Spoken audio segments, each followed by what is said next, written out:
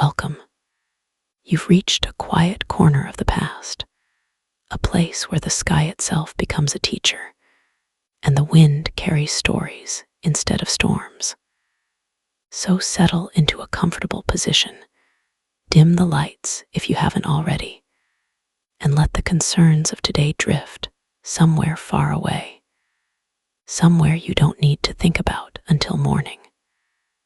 There is nowhere you need to be, and nothing you need to do except listen, and perhaps, before too long, drift off entirely. Tonight we travel to the sun-warmed coastlines of ancient Greece, to islands scattered across a blue and restless sea, and to the minds of the earliest people who looked up at the clouds and asked, gently and patiently, why the world moves the way it does. We will listen for the old names given to the wind: Boreas from the north, Notus from the south, Zephyrus from the west, Eurus from the east. And we will walk slowly through the centuries as philosophers, farmers, sailors, and poets came to understand the sky above them. Take a slow, comfortable breath in and let it go. There is no test at the end of this, no need to remember anything. Just let the words settle over you like a warm current of evening air, the kind the old Greeks believed rose gently from the sea at dusk. Tonight, our journey begins in the pages of Homer, aboard a ship far from home, where a king of the winds once lived on a floating island and offered a weary traveler a strange and generous gift. If these slow wanderings through history help you rest, you're welcome to subscribe so that we might continue exploring the past together on quiet evenings still to come. For now, let your eyes soften, your shoulders loosen, and your breathing slow. History has all the time in the world, and so, tonight, do you. Long before anyone measured the pressure of the air, or traced the invisible currents that circle our planet, the people who lived along the coasts of the Aegean Sea already understood something important. They understood that the wind was not empty. It was not simply the absence of stillness. It was a presence, felt on the skin, heard in the rigging of ships, felt as it bent the barley in the fields and pushed the smoke sideways from a hearth, and where the ancient Greek mind encountered something powerful and unpredictable, it very often gave that power a name, a shape, and a home. That home, according to the poet we call Homer, floated gently upon the sea in the 10th book of the Odyssey, a poem most scholars believe was composed sometime in the 8th century before our era, though it likely drew on much older oral traditions passed down through generations of singers. The hero Odysseus arrives at a small island entirely encircled by a wall of unbreakable bronze, its cliffs rising smooth and sheer from the water. This island belonged to a figure named Aeolus, who Homer describes not quite as a god in the fullest sense, but as a mortal favored by the gods, appointed as the keeper and steward of the winds. He lived there with his wife and his 12 children, who Homer tells us were paired off, 6 sons married to 6 daughters, living together in what the poem describes as an atmosphere of continuous, peaceful feasting. It is worth pausing here, in this quiet opening scene, to notice something the poem does not dwell on loudly, but which later readers and historians have found meaningful. Aeolus is not a distant, thunderous deity hurling storms in anger. He is closer to a host, a careful and generous manager of a household. When Odysseus and his men arrive, exhausted from their long voyage home from Troy, Aeolus receives them warmly. He listens to the story of the Trojan War. He offers hospitality, food, and rest, following the ancient Greek custom of xenia, the sacred duty of welcoming strangers, which appears again and again throughout Homer's poems as one of the deepest moral obligations in Greek society. Before Odysseus departs, Aeolus offers him a gift unlike any other in the poem. He gathers the unfavorable winds, the ones that would blow the ship off course, and seals them inside a leather bag, bound tightly with a silver cord, so that not even the faintest breath could escape. He leaves only the gentle west wind, Zephyrus, free to blow steadily behind the ship's sail, carrying Odysseus and his crew safely and swiftly toward the shores of Ithaca, his home. For 9 days, the poem tells us, the ship sailed on, guided only by that single favorable wind. Odysseus himself stood at the helm the entire time, refusing to rest, refusing to hand over the steering to anyone else, because he understood, perhaps more clearly than his men did, just how precious and fragile this gift truly was. On the 10th day, with the coastline of home finally visible in the distance,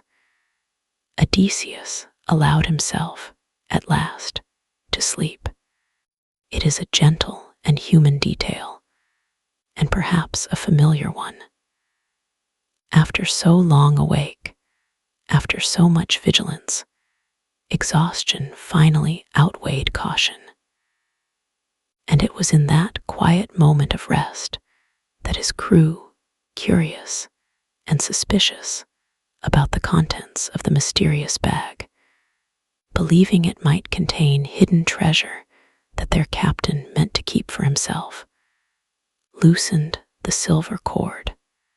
The winds rushed free all at once. Homer describes them sweeping the ship backward, away from the coastline they had worked so hard to reach, back out across the sea toward the island of Aeolus once more. When Odysseus returned, this time seeking help again, Aeolus refused him. The keeper of the winds believed that a man who had been given such a rare gift and lost it through the failure of his own crew must be someone the gods themselves had turned against. And so the ship sailed onward, without that gentle guiding wind, into further hardship. We will leave Odysseus there for now, drifting onward into other adventures that belong to other evenings. What matters most for us tonight is the shape of the story itself, and what it reveals about how the earliest Greeks thought about weather. Notice that the winds are not random. They are not chaotic in the way we might imagine chaos. They are, instead, contained things. They can be gathered, named, sealed away, and released. They belong to someone. They can be given as a gift. This tells us something quiet, but important, about the earliest Greek relationship with the natural world. The sky was not yet a subject of mathematics or careful measurement.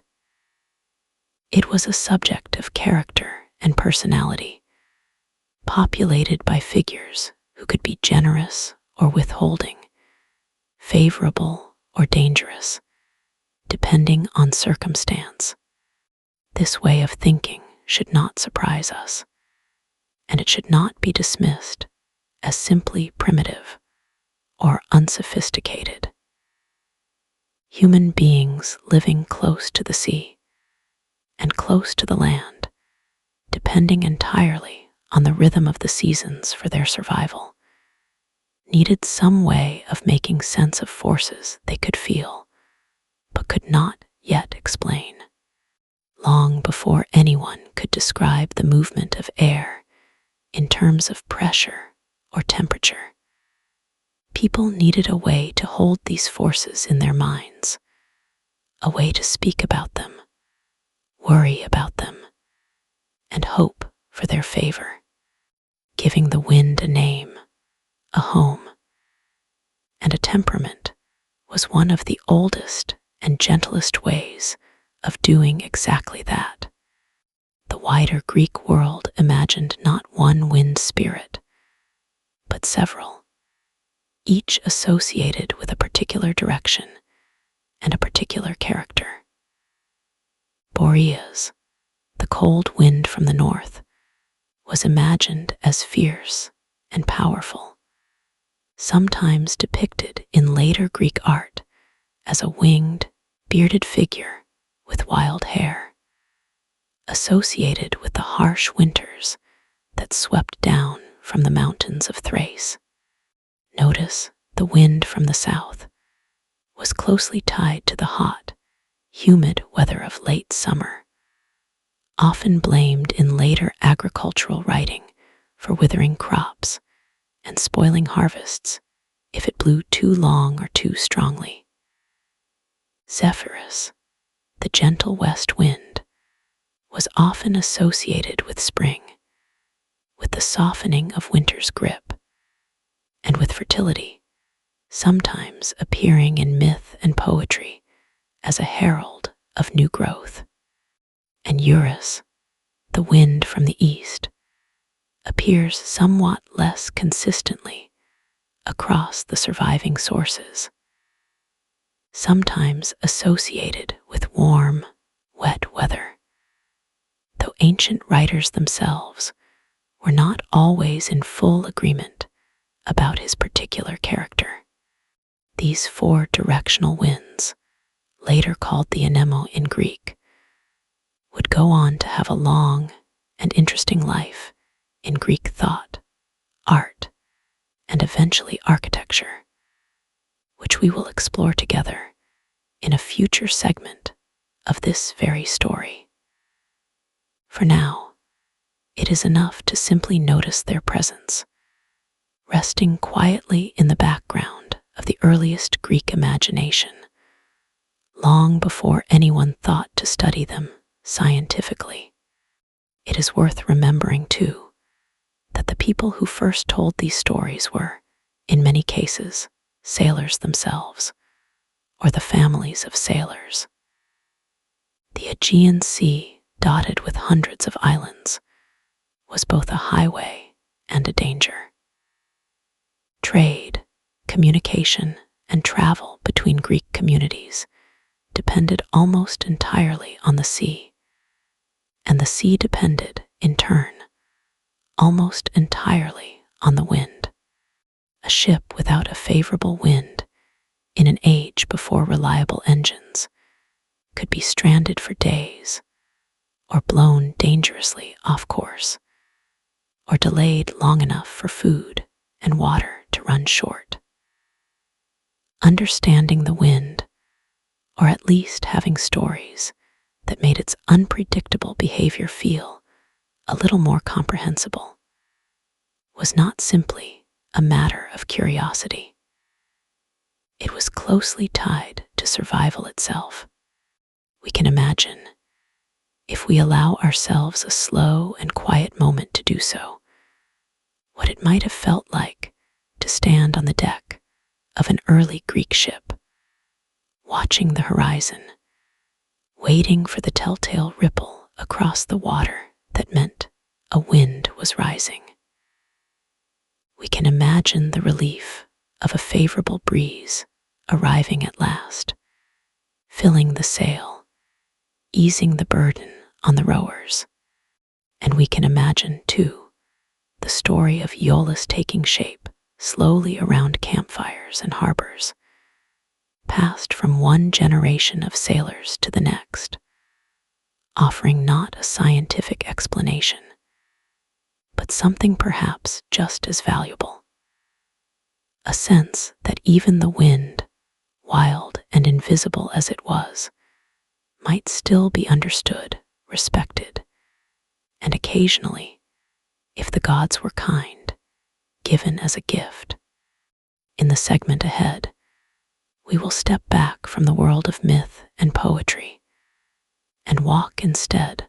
along the actual coastlines and mountains of Greece itself. The real geography that shaped, in very practical ways,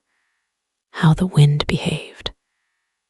and why the ancient Greeks came to notice its patterns so closely in the first place.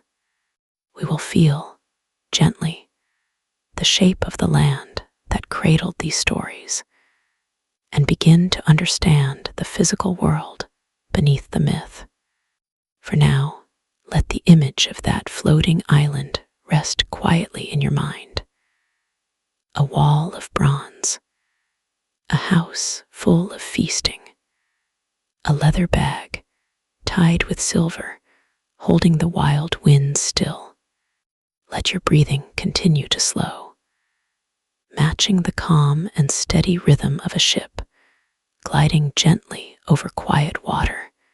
carried, for now, by nothing more than a single, favorable breeze. Before we return to philosophers and poets, let us rest for a while in the landscape itself, because the story of Greek meteorology cannot really be separated from the shape of Greece. The wind, after all, does not blow through empty space. It moves across mountains, through valleys, along coastlines, and over water. And the particular geography of this part of the world shaped, in very concrete ways, the weather patterns that the ancient Greeks lived with every day of their lives. Greece, as you may already know, is a land defined by its relationship with the sea. It is said, and this is more a matter of general geographic observation than precise ancient measurement, that no point on the Greek mainland lies very far from open water. This is a landscape of peninsulas and islands, of narrow straits and wide gulfs, where the sea reaches inward like fingers, touching nearly every corner of daily life. The Aegean Sea lies to the east, scattered with islands both large and small. The Ionian Sea lies to the west. To the south, past Crete, lies the wider expanse of the Mediterranean. This closeness to the sea had enormous consequences for the climate. Even today, the region experiences what geographers describe as a Mediterranean climate, characterized by hot, dry summers and mild, wetter winters. Rainfall tends to concentrate in the cooler months, while the summer months, particularly across the islands and coastal plains, can go for long stretches with very little rain at all. This pattern shaped the agricultural calendar profoundly, something we will explore more closely when we walk through the world of Hesiod and the farming communities of ancient Greece in a later segment. But it was not only rainfall that mattered, it was wind. The mountains of Greece rise steeply and often quite close to the coastline, a geological consequence of the same tectonic forces that continue to shape the eastern Mediterranean today. This combination of mountain and sea, close together, created what meteorologists now understand as strong local wind patterns, produced by the differences in temperature between land and water, and by air being forced to rise, cool,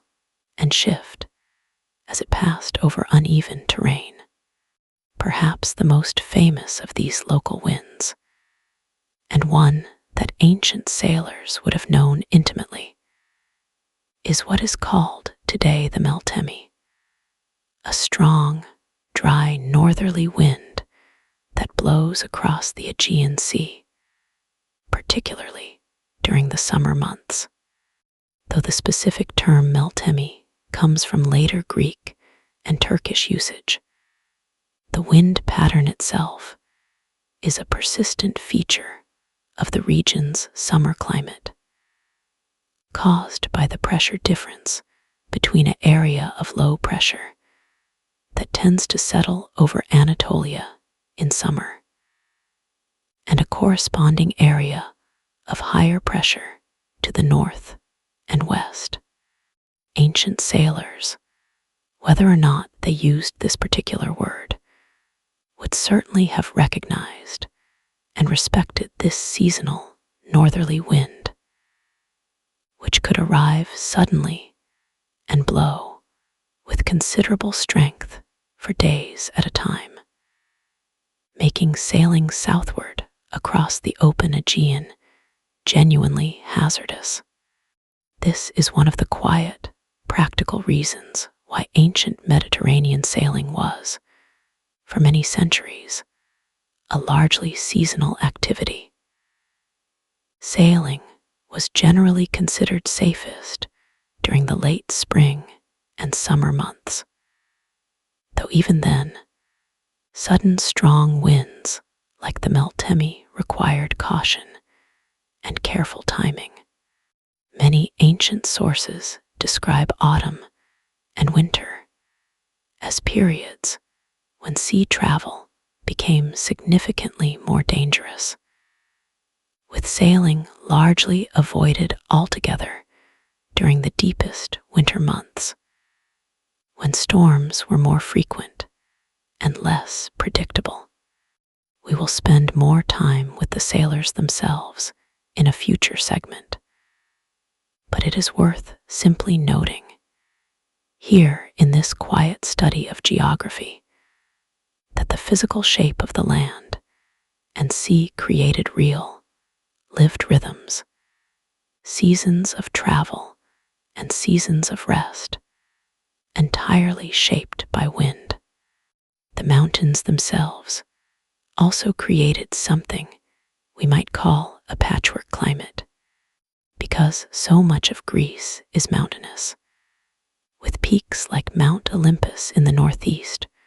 rising well over 2,900 meters. Weather could vary considerably, even across relatively short distances. A valley sheltered from the prevailing wind might enjoy calm, mild conditions, while a nearby exposed ridge or coastal plain might be buffeted by strong gusts. This variability likely contributed to the deep, careful attention that ancient Greek farmers, sailors, and travelers paid to very local and specific weather signs. A habit of close observation we will return to when we look at the surviving weather lore texts, particularly those attributed to the philosopher Theophrastus. It is also worth pausing here to imagine, gently, what daily life actually looked like within this landscape, because meteorology, in its oldest and most human sense, was never separate from ordinary life. It was woven directly into it. Consider a small coastal village, perhaps on one of the Cycladic islands, sometime in the early first millennium before our era. The homes were generally modest, built from local stone, sometimes reinforced with mud brick, with roofs that needed to withstand both the baking heat of summer and the occasional heavy winter rain. Courtyards were common, offering shaded outdoor space that could be used for daily tasks like grinding grain, weaving, or simply sitting together in the cooler hours of morning and evening. Doorways and window openings were often oriented with real attention to the prevailing winds, positioned to welcome a cooling summer breeze while offering some shelter from the harsher winter gusts. Clothing, too, adapted to this climate. Lighter fabrics, often linen, were common for everyday summer wear, while heavier wool garments, sometimes doubled or layered, provided warmth during the cooler, wetter months. The chiton, a simple draped garment worn by both men and women across much of the Greek world, could be adjusted in weight and layering, depending on the season, a practical response to a climate that shifted meaningfully between summer heat and winter chill. Agriculture, which we will explore in far greater depth later in this journey, depended entirely on this rhythm of wind and rain. The characteristic Mediterranean triad of crops, grain, particularly barley and wheat, along with olives and grapevines, was suited precisely to a climate of dry summers and wetter winters. Olive trees, in particular, are remarkably well adapted to drought and can thrive in relatively poor, rocky soil, which made them especially valuable across much of the Greek landscape, where flat, fertile farmland was often scarce. The olive harvest itself typically took place in the autumn and winter months, a season when the winds, cooler and often more turbulent, shaped the working lives of entire communities. The sea, meanwhile, offered its own rhythm. Fishing communities paid close attention not only to the season, but to daily and even hourly shifts in wind and water conditions. Small fishing boats, often simple in construction, were vulnerable to sudden changes in weather, and a fisherman's understanding of local wind patterns, learned not from any written text, but from a lifetime of careful observation passed down through family and community, could very literally mean the difference between a safe return home and genuine danger. It is worth noting, gently and without any wish to overstate the point, that this deep, practical, observational knowledge of weather very likely predates, by a considerable margin, anything we might call formal Greek philosophy or science. Long before Thales of Miletus or Aristotle turned their careful attention to explaining the causes of wind and rain, generations of farmers and sailors had already developed a rich, detailed body of practical weather knowledge, built entirely from lived experience and careful attention to the world around them. This is worth remembering as we move, in our next segment, toward the world of the earliest Greek philosophers, because their questions did not arise from nothing. They arose from a culture already deeply, practically attentive to the sky. For now, let us simply rest in this landscape a little longer. Picture if it helps you settle further into sleep, a gentle late afternoon somewhere along the Aegean coastline. The heat of midday has softened. A light breeze moves in from the sea, carrying the scent of salt and warm stone. Somewhere nearby, olive leaves shift and turn,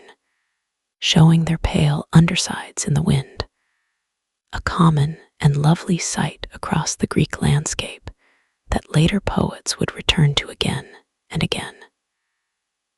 The sea itself, seen from a hillside, shows small ripples where the wind touches its surface, patterns that a careful eye, trained over years, could read almost like a kind of language. This is the world the earliest Greek weather stories grew out of. Not an abstract sky, but a very particular sky, shaped by mountains and sea, by olive groves and fishing boats, by a climate of long, dry summers and gentler, wetter winters. In our next segment, we will meet the earliest Greek philosophers, thinkers living primarily along the coast of what is now Western Turkey, in a region called Ionia, who began, for what appears to be the first time in the historical record, to ask whether the wind, the rain, and the thunder might be explained not through the will of gods and spirits, but through natural causes that could, in principle, be understood and described. Let this shift settle into your mind slowly, without urgency, as the next quiet chapter in a very long and gentle story. Let us travel now gently across the Aegean Sea to the coast of Ionia, in what is today the western edge of Turkey. It was here, in a handful of prosperous trading cities during the 6th century before our era, that a quiet but profound shift began to take place in how people thought about the natural world, including the wind and the weather above them. The city most closely associated with this shift is Miletus, a wealthy port city that benefited enormously from trade routes stretching across the Mediterranean and into the Near East. It was in Miletus that a man named Thales lived and worked, someone later Greek writers would come to regard as the very first philosopher in the Western tradition. Though it is worth saying gently that this label reflects a later interpretation, rather than a title Thales likely used of himself. Very little of what Thales actually wrote, if he wrote anything at all in a form we would recognize as a text, has survived to us directly. Almost everything we know about him comes through later writers, particularly Aristotle, writing more than 2 centuries afterward, who described and interpreted Thales's ideas within the framework of his own philosophical concerns. This means we must hold what we know about Thales rather loosely, as historians continue to debate how much of the later tradition accurately reflects his actual thinking, and how much may have been shaped or reinterpreted by those who wrote about him afterward.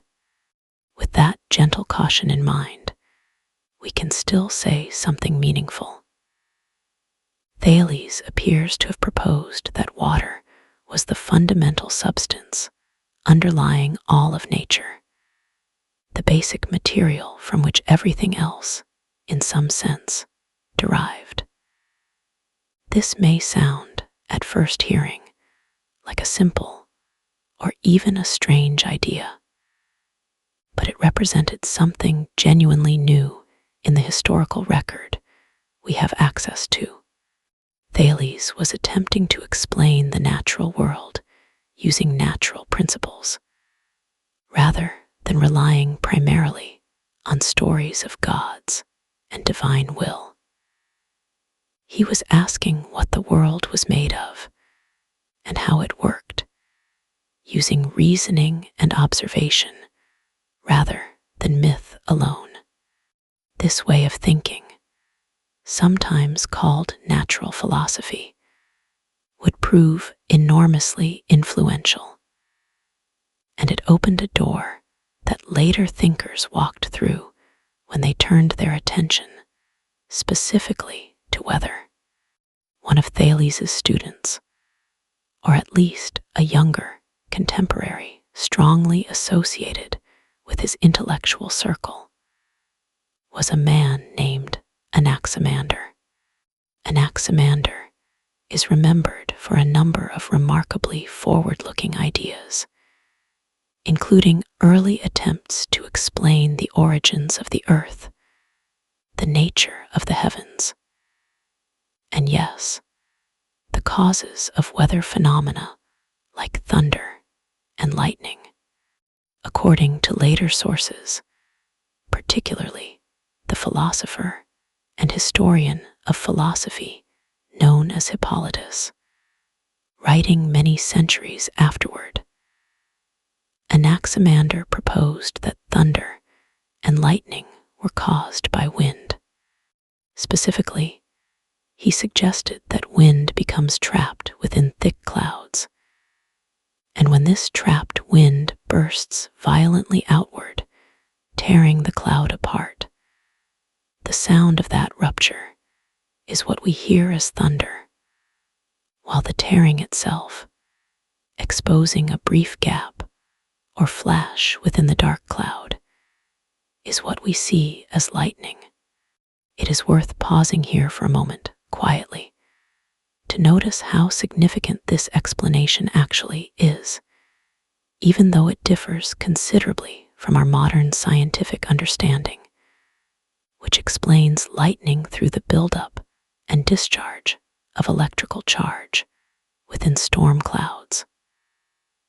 What matters, for the purposes of this story,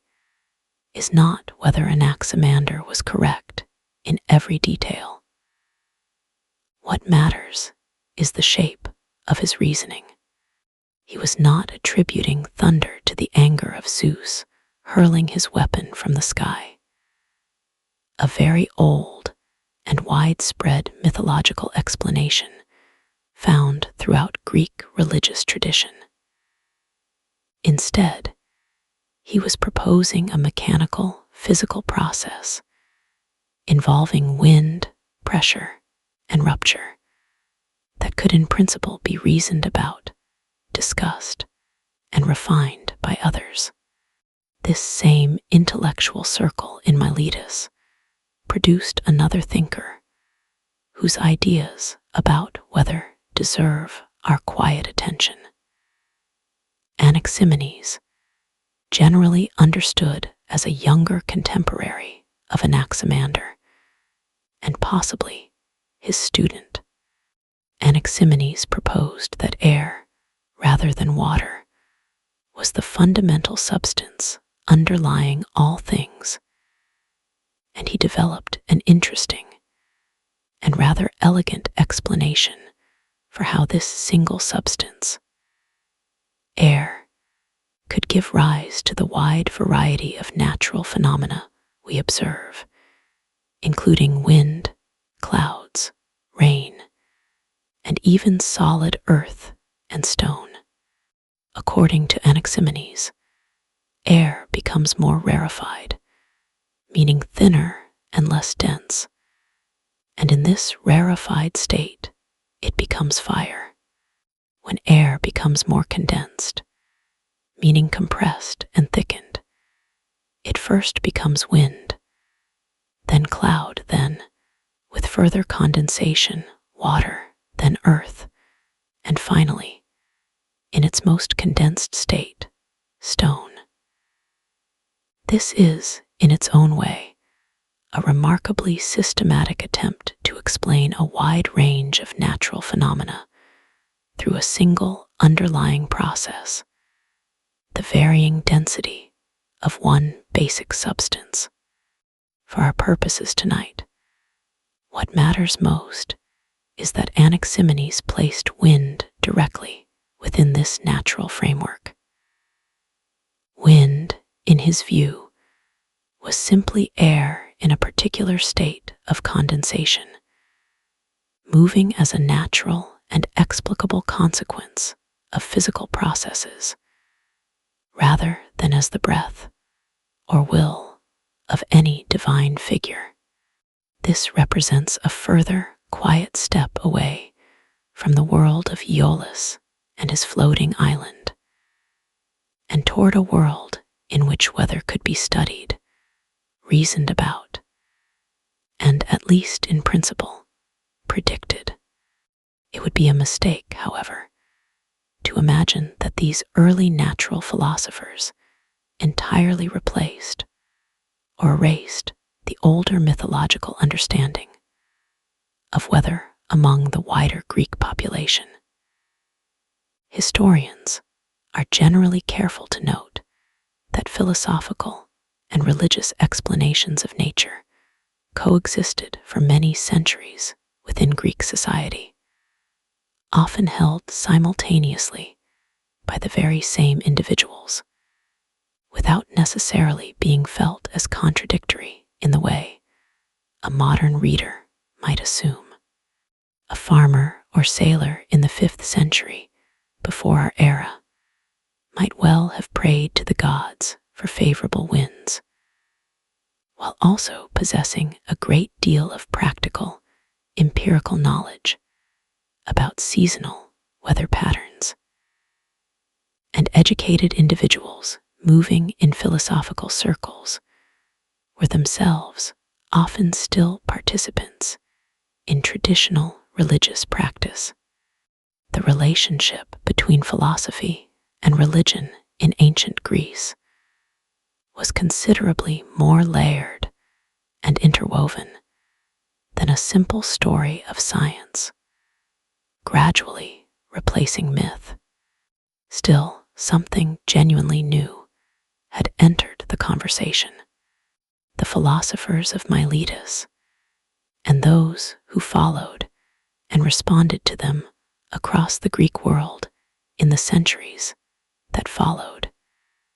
established a tradition of asking why in a particular way, a tradition that assumed nature operated according to consistent, discoverable principles, rather than according to the unpredictable moods of divine personalities. This tradition would eventually flow, gently and gradually, toward the much more systematic and comprehensive work of Aristotle, whose treatise on weather, which we will explore in a later segment, represents one of the most thorough surviving ancient attempts to explain meteorological phenomena as a unified natural system. Before we leave the Ionian philosophers for tonight, it is worth mentioning one more figure whose ideas touched on related questions, though from a different city and a slightly later period. Anaxagoras, who was active primarily in Athens during the 5th century before our era, having relocated there from his native Clazomni, also in Ionia, proposed explanations for a range of natural phenomena, including his well-attested view that the sun was not a god, but an enormous glowing mass of hot stone, larger, he suggested, than the entire Peloponnese peninsula. This claim, radical for its time, and understood by many ancient sources to have contributed to accusations of impiety brought against him later in his life, reflects the same underlying spirit as the work of the earlier Milesian thinkers. An insistence on understanding the sky and its phenomena through physical reasoning rather than religious explanation alone. We should note gently that this insistence on natural explanation was not without real social risk in ancient Athens. Religious tradition remained deeply important to Greek civic and personal life, and philosophers who appeared to challenge traditional religious understanding of natural phenomena, including the sun, the moon, and the weather, could and did face genuine social and even legal consequences. Anaxagoras himself, according to several ancient sources, was eventually forced to leave Athens, and there is a long-standing historical debate about the precise circumstances and timing of his departure, which different ancient sources describe in somewhat conflicting ways. This is worth remembering as a small but meaningful thread running through our story tonight. The move from myth toward natural explanation was not simple, swift, or uncontested. It unfolded slowly across generations, carried forward by individual thinkers who often worked at some personal risk, met with a mixture of curiosity, respect, suspicion, and occasional outright hostility from the wider society around them. And yet the questions persisted. Why does thunder sound the way it does? Why does lightning appear as it does? Why does the wind blow from one direction in summer and another in winter? Slowly, patiently, across the coastal cities of Ionia, and eventually across the wider Greek world, thinkers continued asking these questions and continued proposing answers grounded not in the will of Aeolus or the anger of Zeus,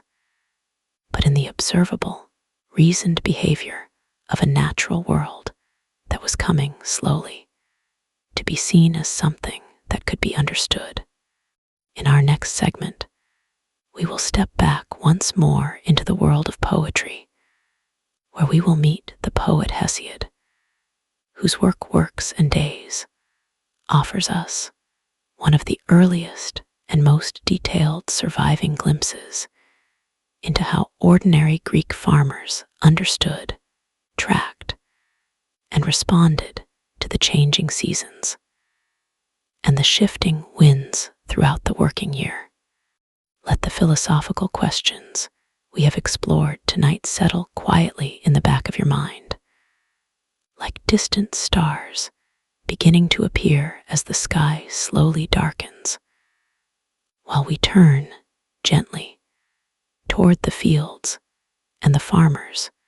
who worked beneath that same sky. Let us leave the philosophers resting quietly in their coastal cities for a while, and travel instead to the countryside,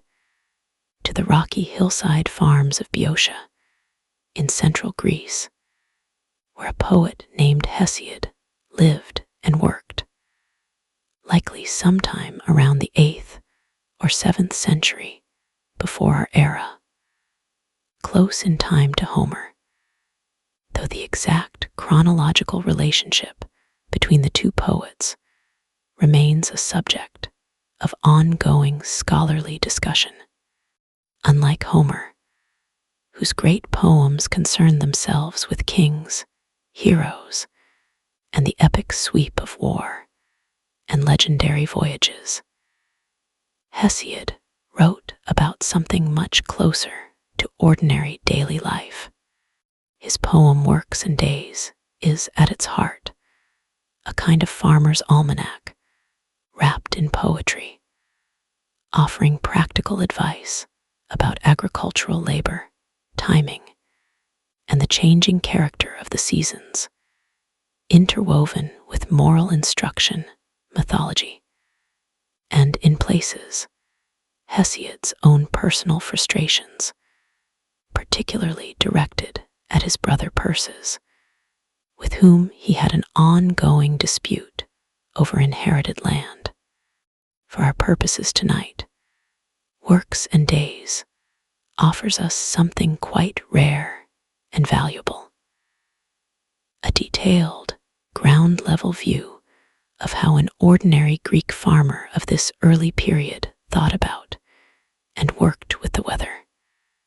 not as an abstract philosophical puzzle, but as an immediate, practical, and sometimes worrying part of daily survival. Hesiod organizes much of his agricultural advice around the movements of certain stars and constellations, which rose and set at particular times of year, and served, in the absence of any standardized calendar system as we would understand it today, as reliable seasonal markers. The rising of the Pleiades, a small cluster of stars, is mentioned by Hesiod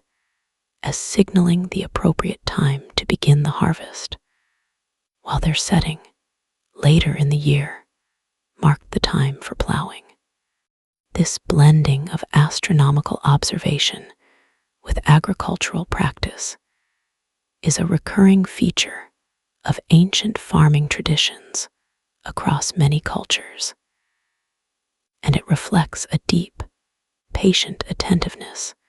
to the rhythms of the natural world, sustained across generations through careful, repeated observation. Alongside these astronomical markers,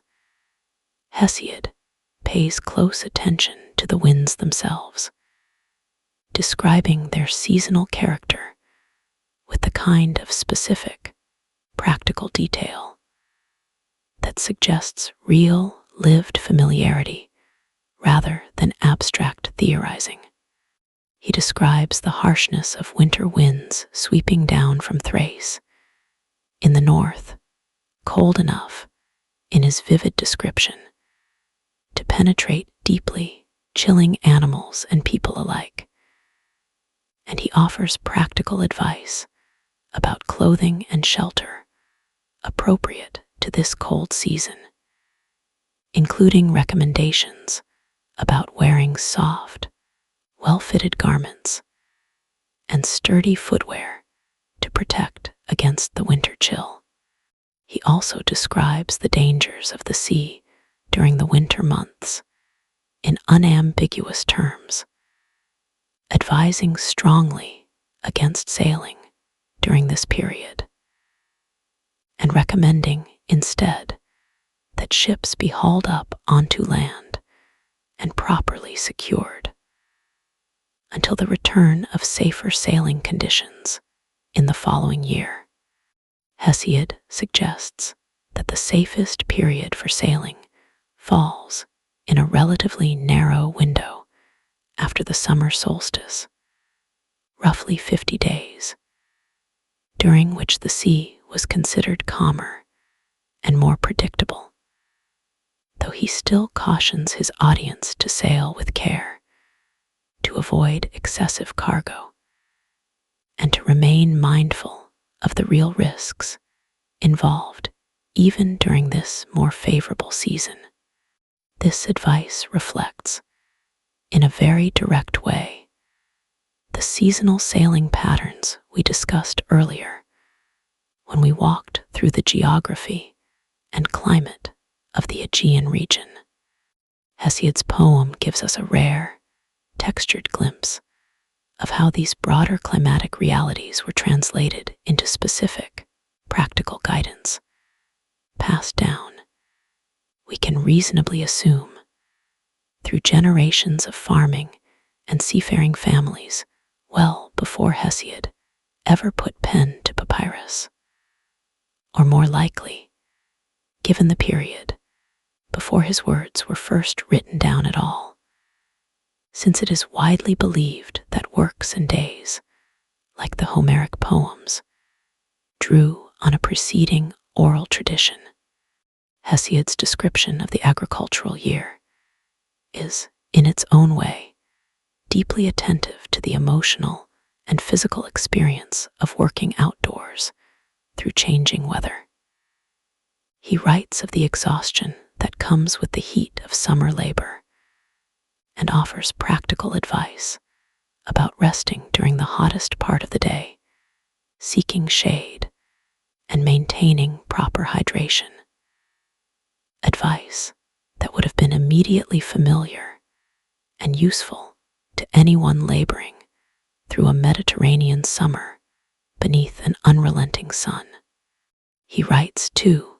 of the particular hardship of late autumn and winter labor, when cold rain and biting wind made outdoor work considerably more difficult and uncomfortable. And he offers guidance about appropriate winter clothing that has struck many modern readers as remarkably specific and practical, describing cloaks, tunics, and footwear suited to protecting against wind and cold.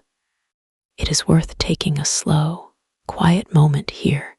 to imagine what this agricultural year might have actually felt like, lived from the inside by an ordinary farming family in early Greece. Picture, if it helps you settle further into rest, the arrival of autumn, when the first cooler winds begin to move down from the north, signaling that it is time to begin preparing the soil for the coming planting season. Plowing was typically done using oxen, drawing a simple wooden plow through soil that was, across much of Greece, thin and rocky, requiring considerable effort and skill to work effectively. Families would have watched the sky closely during this period, hoping for the arrival of the autumn rains that would soften the ground and allow seeds to germinate successfully, while also remaining wary of storms severe enough to damage newly planted fields. Winter, as we have already touched upon, was a season of reduced outdoor labor, though hardly a season of rest in any complete sense. Animals required care and feeding. Olive trees, if a family possessed them, might still require some maintenance. Indoor tasks, including weaving, tool repair, and food preparation, filled much of the shorter winter days. The cold winds Hesiod describes so vividly would have made outdoor movement genuinely uncomfortable, and homes, generally modest in construction, would have relied on hearths for warmth, with families gathering closely around the fire during the longer winter evenings, in scenes we might, gently and without overreaching the evidence, imagine as not entirely unlike the quiet,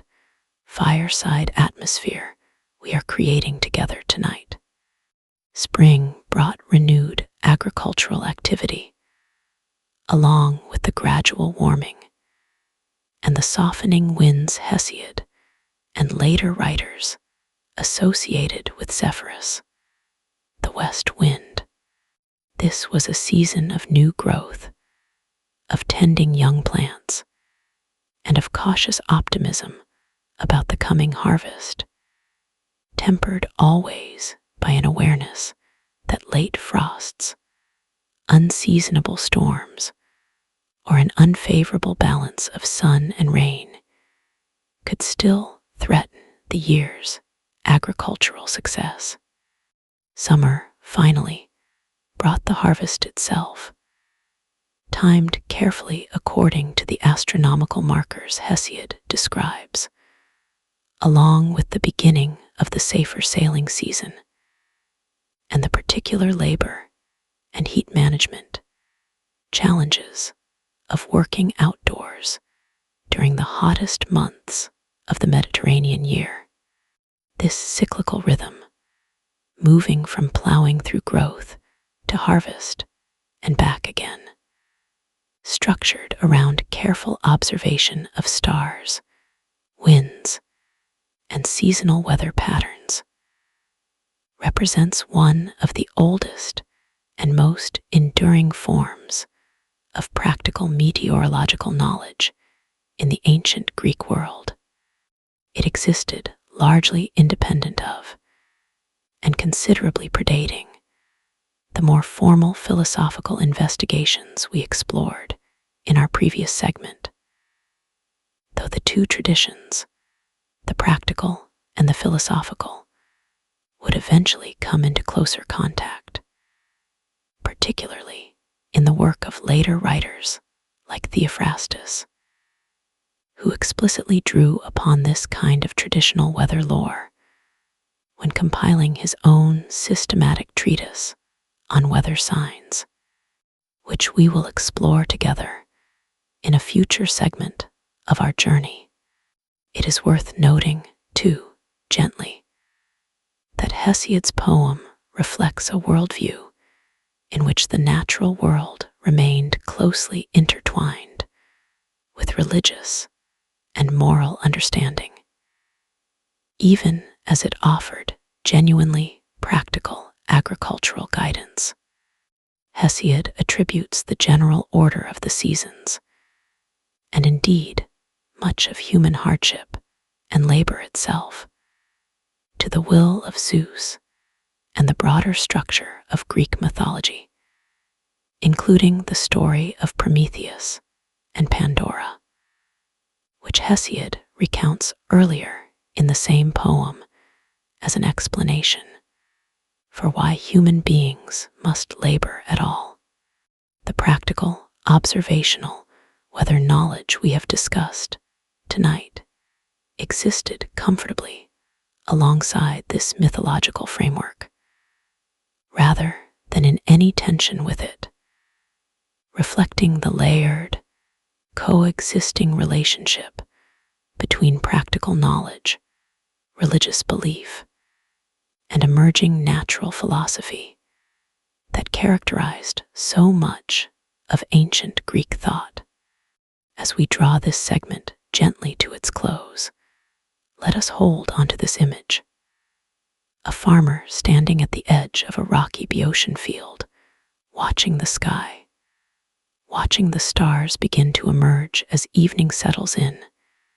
feeling the particular quality of the wind against his skin,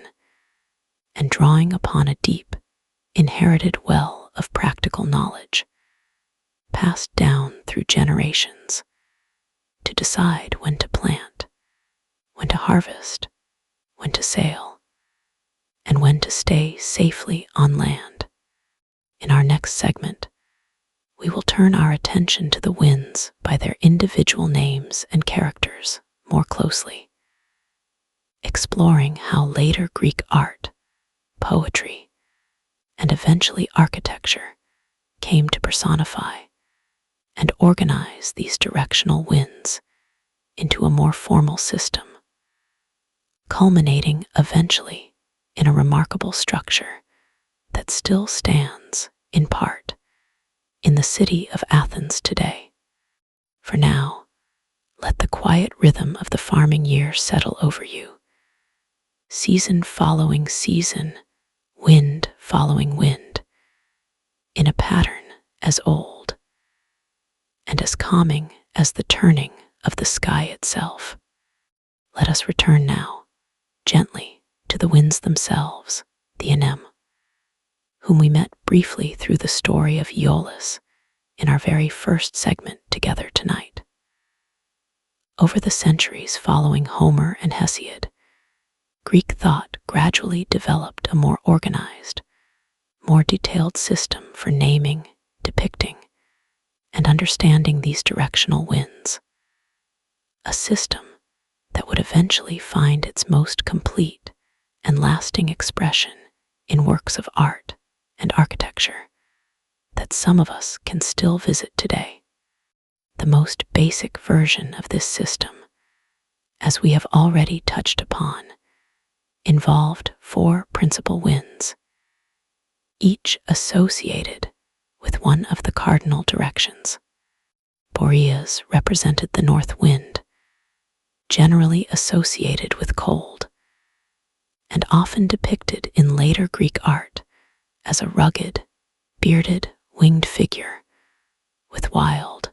windswept hair and a fierce expression, sometimes shown wearing a short, heavy cloak billowing dramatically behind him. Boreas appears in various Greek myths beyond his simple role as a directional wind, including a well-known story in which he abducts a young Athenian princess named Orythea, a myth that later Athenians, interestingly, connected to real historical events, crediting Boreas with helping to destroy a Persian fleet during the wars of the early 5th century before our era, an episode we will touch upon again shortly. Notice the south wind was generally associated with the hot, often humid conditions of late summer, and in agricultural writing, including some later sources building on the tradition established by Hesiod. Notice was sometimes described in less favorable terms, associated with wilting crops, spoiled grain, and generally oppressive late summer weather, an understandable association, given the char/actor of southerly winds moving across the warm waters of the eastern Mediterranean toward Greece. Zephyrus, the west wind, carried an almost entirely gentle and favorable character throughout most of the surviving Greek tradition, associated with the arrival of spring, with fertility, and with soft, pleasant breezes. Zephyrus appears in a range of myths in generally benevolent or romantic contexts, including later Roman-influenced traditions, particularly familiar to many through later artistic depictions, portraying Zephyrus as a gentle figure, bringing the season of new growth and blossoming. Eurus, the east wind, remains, as we noted earlier, somewhat less consistently defined across the surviving ancient sources than his 3 companions. Some ancient writers associate him with warm, wet conditions, while his particular mythological stories and personality traits are less elaborately developed in surviving literature compared to Boreas, Notus, and Zephyrus. This inconsistency itself is a small but genuine reminder that ancient Greek religious and mythological traditions were not always neatly systematized in the way later summaries, including our own tonight, might sometimes suggest. Different regions, different poets, and different periods could hold varying, sometimes only loosely reconciled, versions of these figures and their characteristics. As Greek thought and artistic practice developed further, particularly moving into the Hellenistic period, following the conquests of Alexander the Great in the later 4th century before our era, a more elaborate 8-directional system of winds emerged, expanding the original 4 cardinal winds to include 4 additional intermediate directions. This expanded system reflects, in part, a growing sophistication in practical navigation and geographic understanding during this period. As Greek sailors, traders, and scholars engaged increasingly with a wider Mediterranean and even broader known world, the most complete and certainly the most physically enduring expression of this eight-wind system survives today in a remarkable structure still standing, at least in part, in the city of Athens. The Tower of the Winds, more formally known by its ancient Greek name, the Horologion of Andronicus of Syrtis. Though we will explore this structure in far greater architectural and historical detail in our next segment together. For now, it is enough to know that this octagonal marble tower, likely constructed sometime in the 1st century before our era, though its precise date remains a subject of some scholarly discussion, was decorated with relief carvings personifying all 8 winds, each depicted with distinctive clothing, posture, and attributes reflecting their particular seasonal character. Let us take a slow, gentle moment to imagine these 8 figures as they would eventually be carved into that Athenian tower, standing in for the fuller, expanded system of winds that had developed by this later period. Boreas, the cold north wind, is shown wrapped in heavy, swirling drapery, blowing forcefully into a conch shell, evoking both his powerful character and the cold season with which he was associated. Notice the south wind appears in a lighter, looser garment associated with rain, and is shown in some interpretations emptying a vessel of water, symbolizing the wetter conditions sometimes associated with southerly winds in the Mediterranean context. Though we should note that this association differs somewhat from the drier, harsher characterization notice sometimes receives in earlier agricultural sources like Hesiod. Another small reminder of how these traditions could vary and shift across time, region, and context. Zephyrus, unsurprisingly, is shown in a light, graceful pose, often depicted scattering flowers or blossoms, reflecting his firmly established association with the gentle arrival of spring. And Eurus appears warmly wrapped, his particular attributes less consistently agreed upon across different ancient artistic and literary sources, reflecting, once again, his comparatively underdeveloped individual character within the broader mythological tradition. The 4 intermediate winds, added to complete the fuller 8-directional system, include Kaikias, associated with the northeast, often depicted carrying a shield filled with hailstones, evoking the sometimes harsh, stormy weather associated with this direction. Aeolus represents the southeast, generally associated with warm, gentle, fertilizing rains beneficial to agriculture,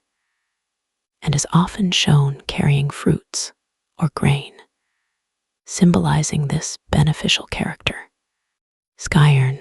sometimes called Argests in certain sources, represents the northwest, associated in some interpretations with a somewhat unpredictable or overturning character, sometimes depicted carrying a vessel suggestive of overturning or spilling, evoking sudden or disruptive weather. And Lips represents the southwest wind, generally associated in ancient sources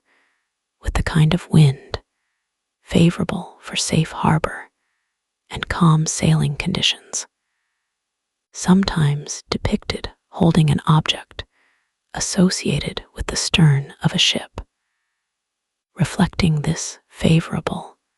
navigationally significant character. It is worth pausing gently to reflect on what this expanded, eight-directional system tells us about the development of Greek thought regarding weather and wind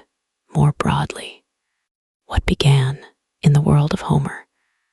as a small family of wind gods living on a floating island under the stewardship of a single mortal keeper had grown across several centuries into an increasingly detailed, increasingly systematic framework,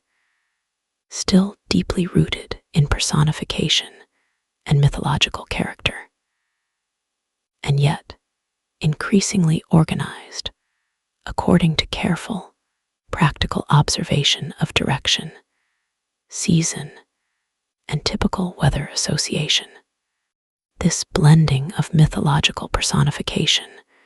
with careful, systematic, almost proto-scientific organization is, in many ways, deeply characteristic of ancient Greek thought as a whole during this period. The wind gods did not simply disappear as philosophical and scientific understanding of weather developed. As we saw already in our earlier discussion of Anaximander and Anaximenes. Instead, mythological personification and increasingly systematic natural observation appear to have developed alongside one another, each influencing and shaping the other across the centuries, without one tradition ever fully replacing or eliminating the other within Greek culture as a whole. This layered, coexisting relationship between myth and natural philosophy would find its most impressive, most physically monumental expression in the very structure, whose wind carvings we have just slowly walked through together in our imagination tonight. The Tower of the Winds in Athens, a building that served, remarkably, both as a scientific instrument, measuring time through sundials, and, according to ancient descriptions, an internal water clock, and as a kind of public artwork, celebrating and personifying the winds in the older mythological tradition we explored at the very beginning of our journey this evening. In our next segment, we will walk slowly around and through this remarkable structure together, exploring its history, its construction, its builder, and what it reveals about how the ancient Greeks, by the time of its construction, had come to understand, measure, and represent both time and weather within a single, unified physical monument. For now, let the 8 winds settle quietly around you, each carved figure holding its particular character, its particular season, its particular gift or warning, circling gently overhead like the slow turning of the sky itself. Let us walk now, slowly and quietly, into the ancient marketplace of Athens,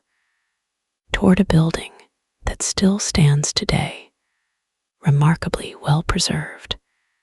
near the eastern edge of what was once the Roman Agora. This octagonal marble tower, known to modern scholars as the Tower of the Winds, and known in antiquity by the more formal name Horologion, meaning something like timepiece or hour teller, represents one of the most fascinating surviving intersections between ancient meteorology, astronomy, and engineering. The tower was built, according to the ancient writer Vitruvius, a Roman architect and engineer writing in the 1st century before our era, by a man named Andronicus of Syrtis, a Greek astronomer about whom we unfortunately know relatively little beyond his connection to this single, remarkable structure. The precise date of construction remains a subject of ongoing scholarly discussion,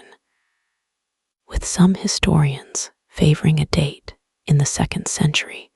before our era, and others preferring a slightly later date closer to Vitruvius's own time in the 1st century before our era. We can hold this uncertainty gently, as we have with several other dates throughout our journey tonight, without it diminishing our appreciation for the structure itself. The tower stands a little over 12 meters in height, constructed from Pentelic marble, the same fine white marble quarried from Mount Pentelicus that was used in many of Athens's most celebrated ancient buildings, including, most famously, the Parthenon. Its shape is octagonal, meaning it has 8 sides, and this shape is not merely decorative. Each of the 8 sides faces, with careful precision, one of the 8 principal wind directions we explored together in our previous segment, and each side bears a relief carving personifying the wind associated with that particular direction. Standing at the base of the tower and slowly turning to look at each face in sequence, an ancient visitor to Athens would have seen Boreas on the north face, wrapped in heavy, swirling robes, blowing forcefully into a large conch shell. Moving around the tower, they would encounter Caekias to the northeast, shown carrying a shield filled with hailstones, evoking the sometimes stormy character associated with that direction. To the east, Aeolus appears, carrying fruits and grain, symbolizing the warm, fertilizing character attributed to this wind. Continuing around to the southeast, Eurus appears wrapped warmly, and to the south, notice is shown in this particular artistic context associated with rain. To the southwest, Lips appears, connected to favorable sailing conditions, and to the west, gentle Zephyrus is shown scattering flowers, evoking spring. Finally, to the northwest, Skyward appears, sometimes shown carrying a bronze vessel suggestive of overturning, evoking unpredictable or disruptive weather. Above these 8 relief figures, near the top of the tower, ran a carved frieze depicting the movement of the sun across the sky. And beneath each figure, sundials were carved directly into the marble surface of each of the 8 faces, allowing the tower to function as a genuinely practical timekeeping instrument throughout the daylight hours. Regardless of which direction the sun happened to be shining from at any given time of day. But the Tower of the Winds was not only a sundial, tracking the sun's movement across 8 different faces. According to Vitruvius's description, the tower also contained, in its original form, an internal water clock known as a clepsydra, which would have allowed the tower to indicate the passage of time even during the night, or on cloudy days when sundials would have been of little use. Vitruvius describes this water mechanism as being supplied by water flowing down from the nearby Acropolis, though the precise mechanical details of how this internal clock functioned have been the subject of considerable scholarly reconstruction, and, it must be said, ongoing debate, since the internal mechanism itself has not survived in a form that allows for complete certainty about its original operation. At the very top of the tower, a bronze weather vane, in the form of a figure believed to represent the sea god Triton, was mounted on a pivot, allowing it to rotate freely in response to the wind. According to ancient descriptions, this weather vane held a rod or wand in its hand, which would point, as the figure rotated, toward whichever of the 8 relief carvings below corresponded to the wind actually blowing at that particular moment. In this way, a visitor standing in the Athenian marketplace could look up, note the direction the bronze Triton was pointing, and know immediately not only the current wind direction, but by association with the corresponding carved relief, something of the general character, and expected whether that particular wind was traditionally believed to bring. Let us pause here for a slow, quiet moment and consider just how remarkable this combination really is. In a single structure, standing at the heart of one of the ancient world's great cities, we find astronomy in the form of sundials tracking the sun's daily movement. We find hydraulic engineering in the form of an internal water clock capable of measuring time independent of sunlight. We find practical meteorology in the form of a working weather vane providing immediate, accurate information about current wind direction. And we find,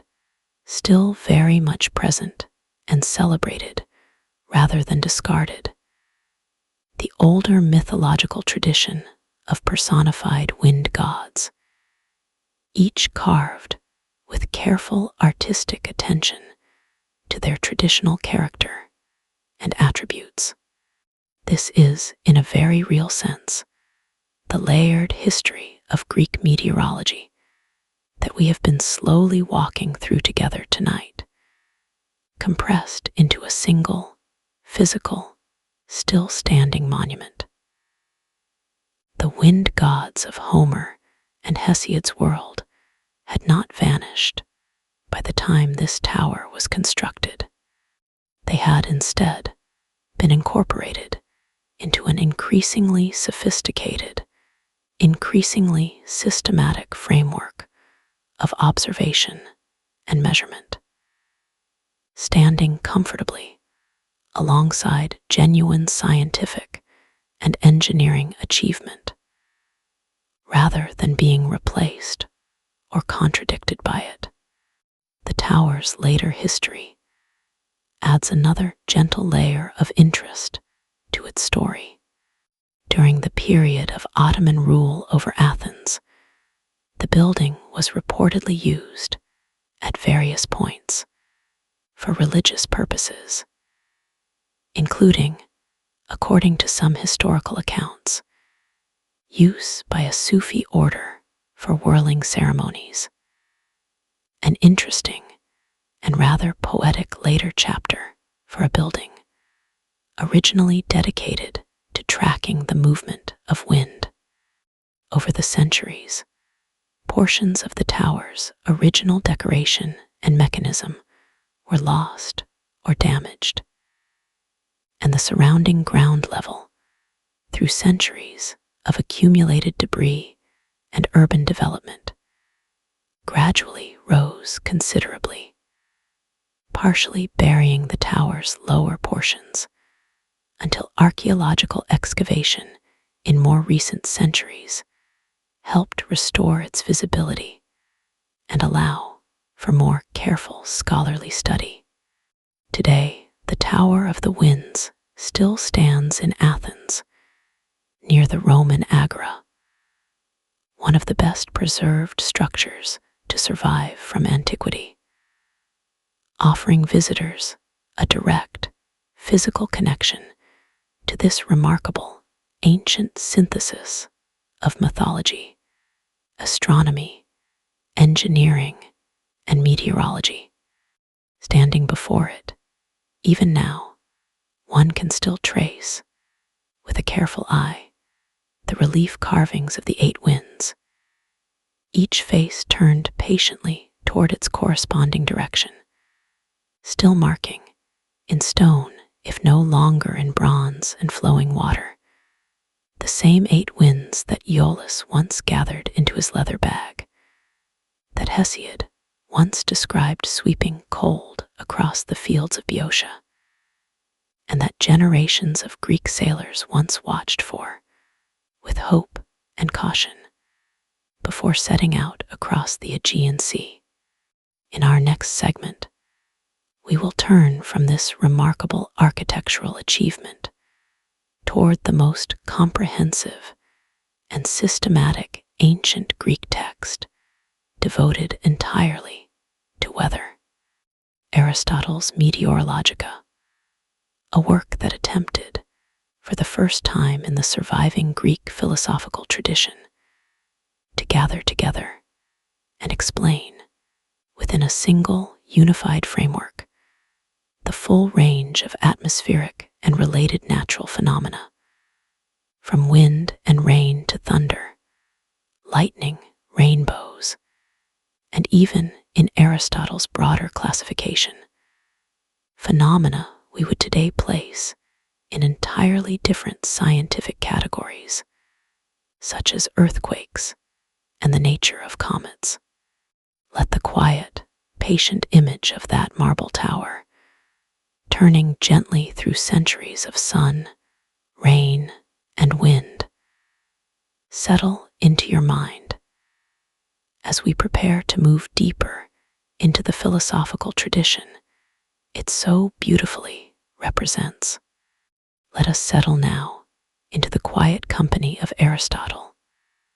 perhaps the single most influential natural philosopher of the ancient Greek world,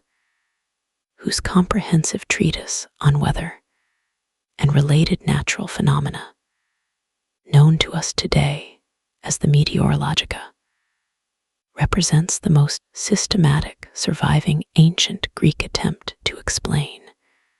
within a single unified framework, the full range of what he understood as atmospheric and terrestrial phenomena. Aristotle lived from 384 to 322 before our era, studying for many years at Plato's Academy in Athens, before eventually founding his own school, the Lyceum, and producing an extraordinarily wide-ranging body of written work covering logic, biology, physics, ethics, politics, poetry, and importantly for our journey tonight, meteorology. The Meteorologica, likely composed sometime after 340 before our era, during the mature period of Aristotle's philosophical career, draws upon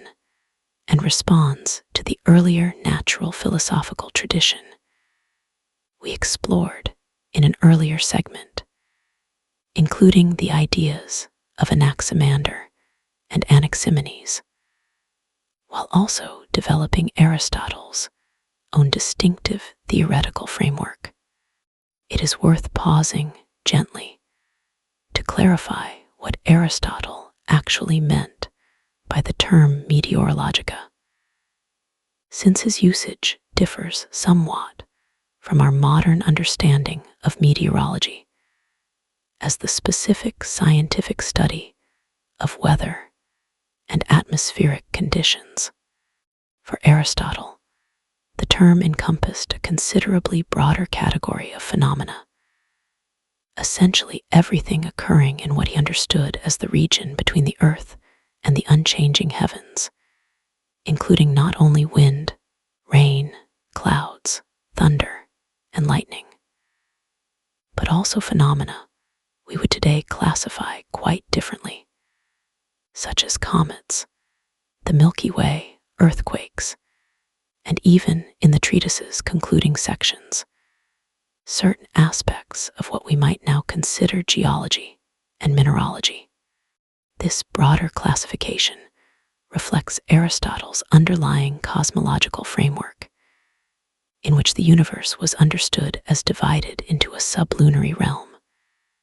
everything below the orbit of the moon, characterized by change, generation, and decay, and a superlunary realm, everything above the moon's orbit, understood as eternal, unchanging, and composed of a special fifth element, sometimes called ether, distinct from the four terrestrial elements of earth, water, air, and fire. Whether, along with the other phenomena the Meteorologica addresses, belonged firmly to this changeable sublunary realm, and Aristotle's explanations throughout the treatise consistently draw upon his broader physical theory of the four terrestrial elements and their characteristic behaviors and interactions. Let us walk slowly through some of Aristotle's specific explanations regarding wind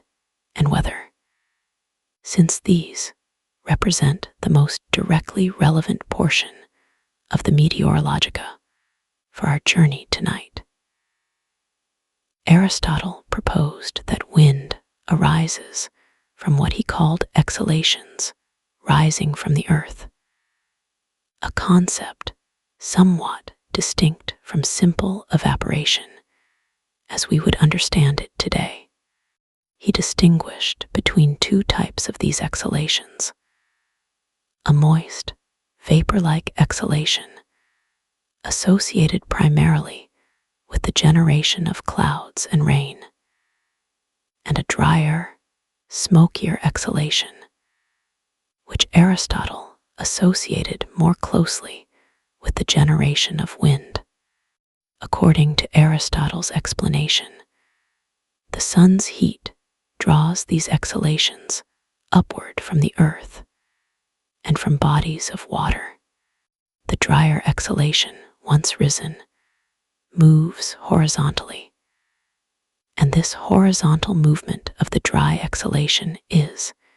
in Aristotle's framework, essentially what wind actually is. This explains, within Aristotle's system, why wind tends to originate, in a general sense, from land masses and travels across the surface of the earth. And it connects, in his broader account, to seasonal and regional variations in wind patterns, since different regions and different seasons would naturally produce differing amounts and characters of this dry, wind-generating exhalation. Aristotle also addressed, within the Meteorologica, the specific character and behavior of the individual named winds we explored together in earlier segments, including Boreas, Notus, Zephyrus, and Eurus, along with the additional intermediate winds that made up the fuller 8, or even, in some more detailed classifications Aristotle references, 12 directional wind systems current in Greek geographical and meteorological thought of his period. He discusses their typical seasonal patterns, their general character in terms of temperature and moisture, and their relationships to one another, attempting to bring the older, more mythologically inflected wind tradition we explored in earlier segments into his own more systematic, causally explained framework. Turning to thunder and lightning, Aristotle offers an explanation that builds upon, while also revising, the earlier ideas we encountered from Anaximander in a previous segment. Aristotle proposed that thunder results from the dry exhalation becoming trapped within clouds and then being forcibly expelled, colliding with the surrounding cloud material and producing the sound we hear as thunder, while lightning results from the same violent expulsion of this dry exhalation, now ignited appearing, due to the friction and force of its rapid ejection from the cloud. This explanation, while differing in specific mechanism from Anaximander's earlier account, shares the same fundamental approach. Thunder and lightning are understood as natural physical processes involving the behavior of exhalations and clouds, rather than as the direct action of Zeus hurling his thunderbolt. The older mythological explanation, still widely current in Greek religious and popular tradition throughout this entire period. Aristotle also devoted considerable attention within the Meteorologica to the rainbow, offering what many historians of science consider a genuinely sophisticated early attempt at a geometric and optical explanation. Aristotle understood the rainbow as resulting from the reflection of sunlight off very small droplets of moisture suspended in the air, and he attempted to work out, with real mathematical care, the geometric relationships governing the rainbow's characteristic shape and its relationship to the position of the sun and the observer. While his specific explanation differs in important ways from the modern understanding of the rainbow, which involves both the refraction and internal reflection of light within individual raindrops, a phenomenon not fully and correctly explained until many centuries later. Aristotle's attempt represents a genuinely serious, mathematically informed effort to explain a beautiful, and to earlier observers, quite mysterious natural phenomenon through careful geometric reasoning rather than through myth alone. It is worth noting gently that the Meteorologica, like much of Aristotle's broader scientific work, would go on to exert an extraordinarily long and influential legacy, not only within the ancient Greek and later Roman world, but extending through translation and transmission via Byzantine, Islamic, and eventually medieval European scholarly traditions across many centuries. Aristotle's basic framework for understanding weather, including his theory of exhalations, would remain broadly influential in European scholarly thought regarding meteorology well into the medieval period, and, in certain respects, even into the early modern period, before being gradually superseded by the very different theoretical frameworks that emerged with the scientific developments of the 16th and 17th centuries and beyond. We should hold this legacy with appropriate historical care. Aristotle's specific explanations for many of the phenomena we have discussed tonight do not, in most cases, align with our modern scientific understanding, developed through many subsequent centuries of careful observation, experimentation, and the development of entirely new theoretical frameworks, including our modern understanding of atmospheric pressure, the water cycle,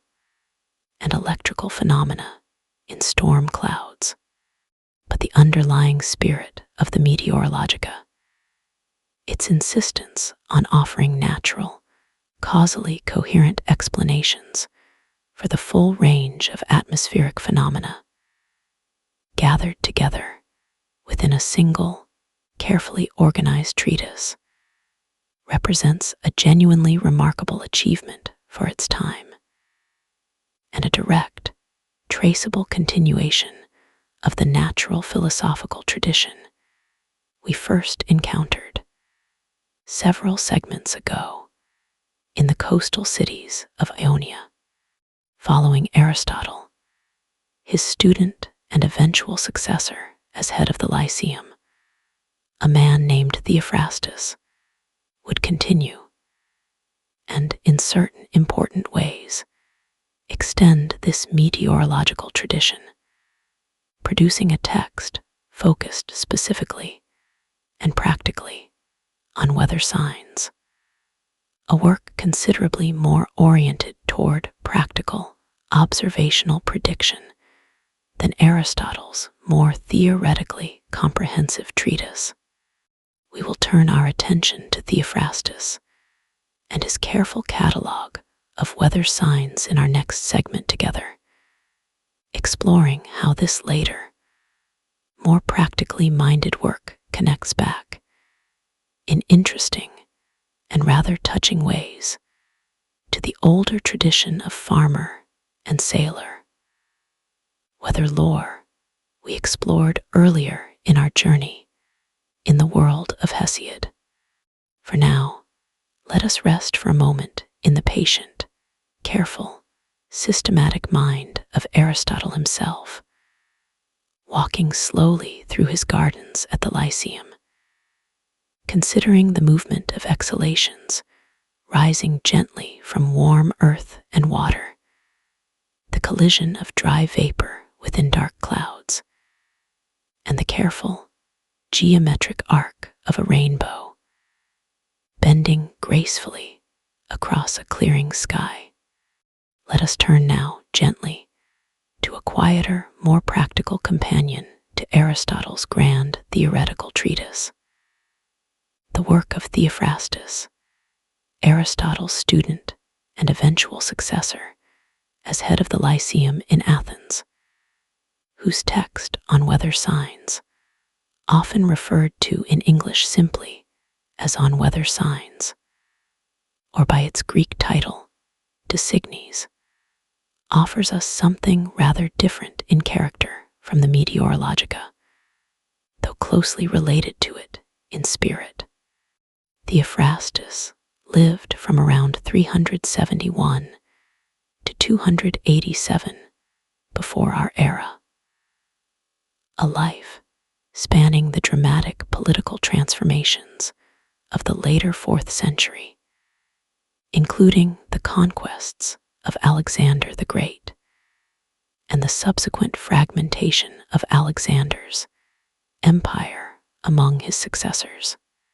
Theophrastus is perhaps best remembered today for his pioneering work in botany, earning him, among many modern historians of science, the informal title of the father of botany. But his surviving body of work extends considerably further, touching on character studies, physics, and for our purposes tonight, the careful, practical observation of weather signs. Unlike Aristotle's Meteorologica, which sought to explain the underlying causes of weather phenomena within a broader physical and cosmological theory, Theophrastus's treatise on weather signs takes a considerably more practical, observational approach. Rather than asking why the wind blows or why thunder sounds as it does, Theophrastus instead compiles a detailed catalog of observable signs drawn from the behavior of animals, the appearance of the sky, the sun, the moon, and various other natural phenomena that were traditionally believed to indicate or predict particular kinds of weather in the near future. This practical, sign-based approach to weather prediction has deep roots stretching back, as we discussed in an earlier segment, to the traditional agricultural and seafaring knowledge reflected in Hesiod's Works and Days, and indeed considerably further back still,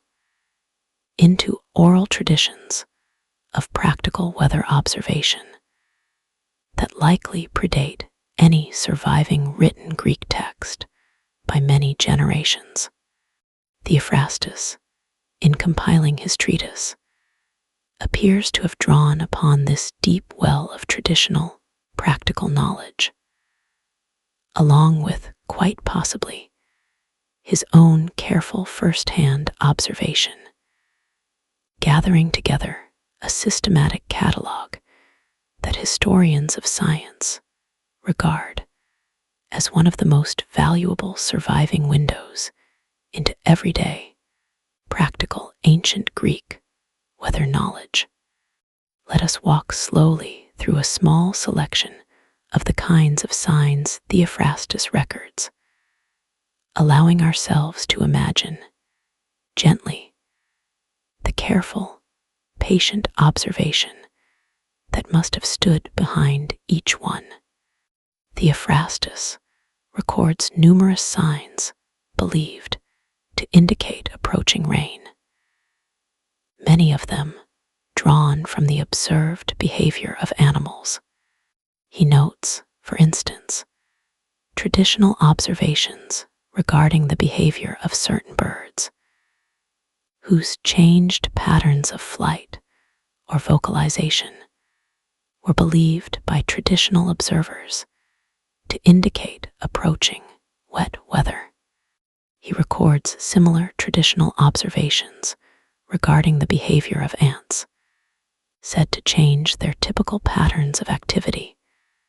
moving their eggs or altering their usual paths in advance of rain, and observations regarding frogs, whose increased vocal activity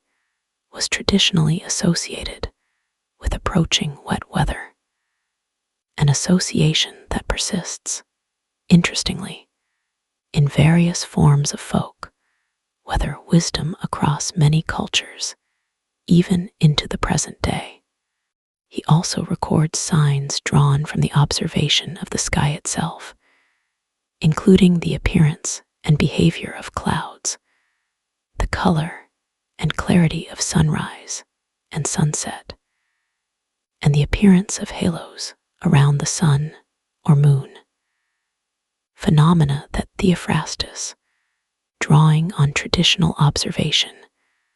associates with particular kinds of approaching weather. Some of these traditional associations, historians of atmospheric science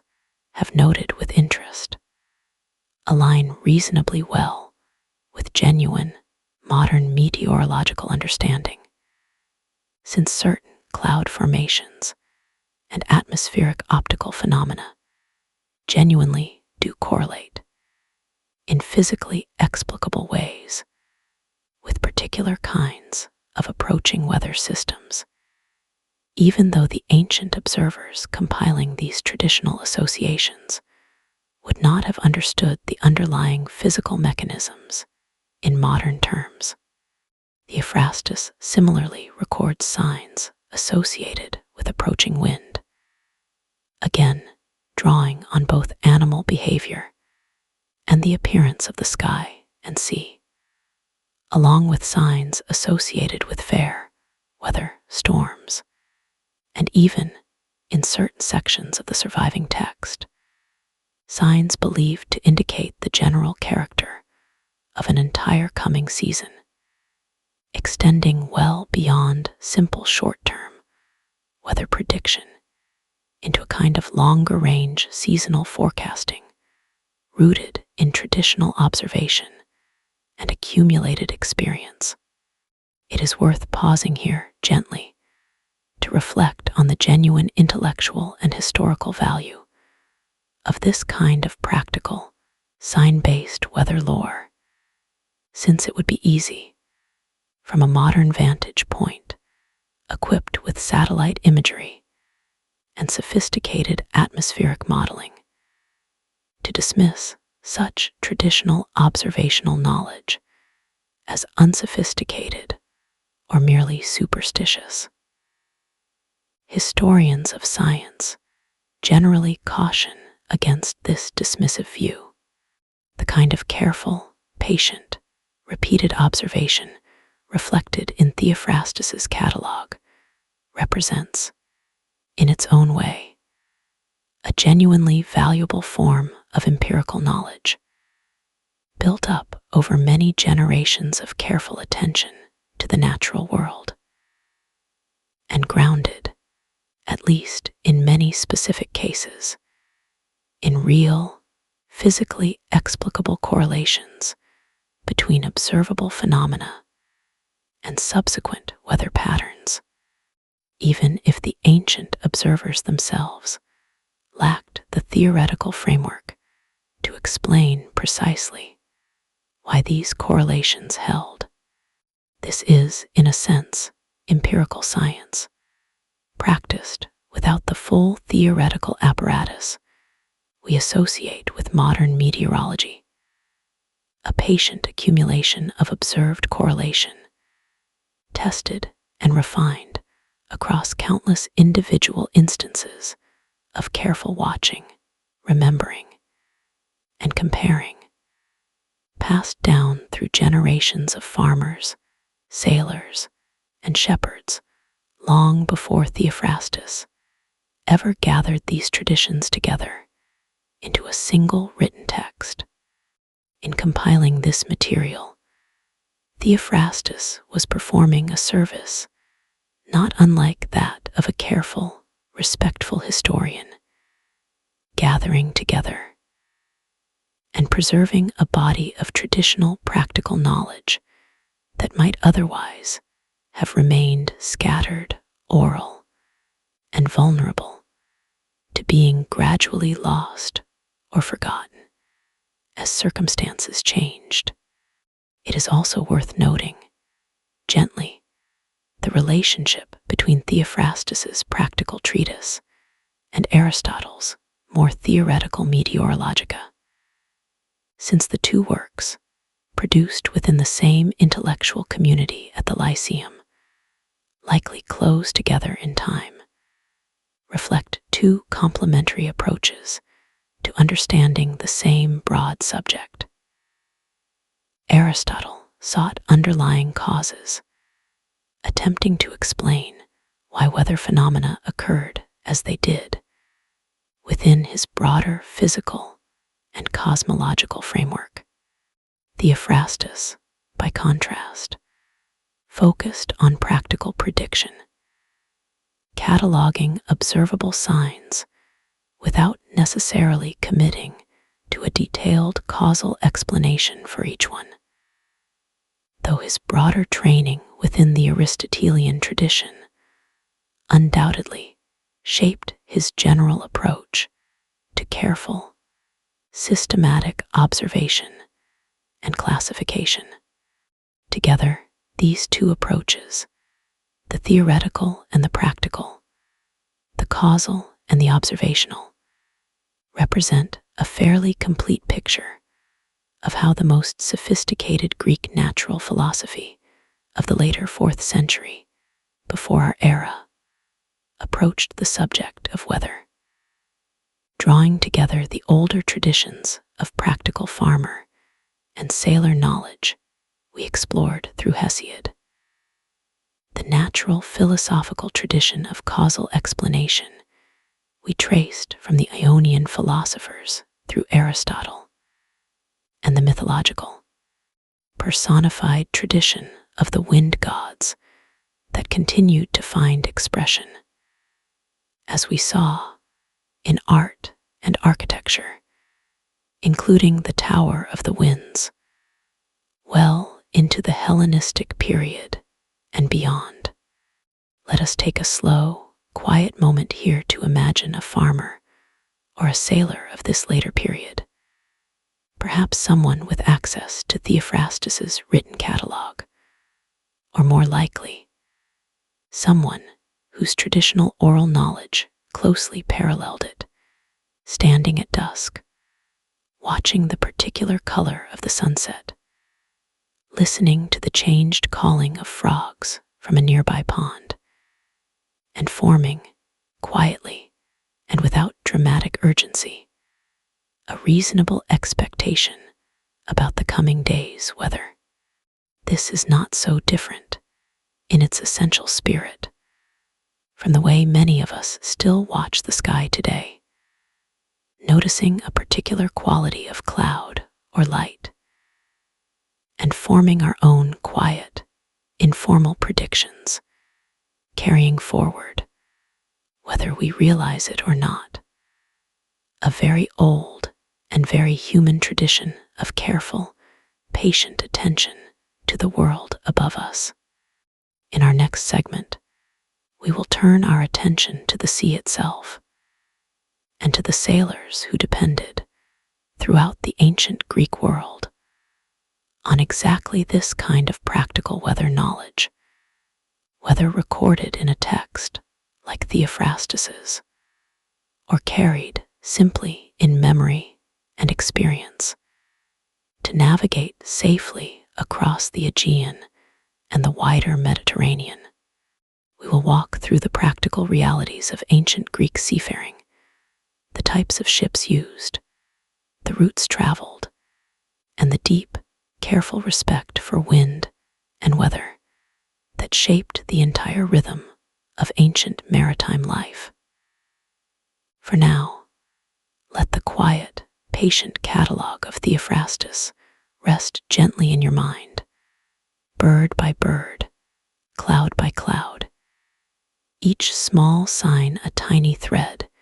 in a very old and very careful tapestry of observation.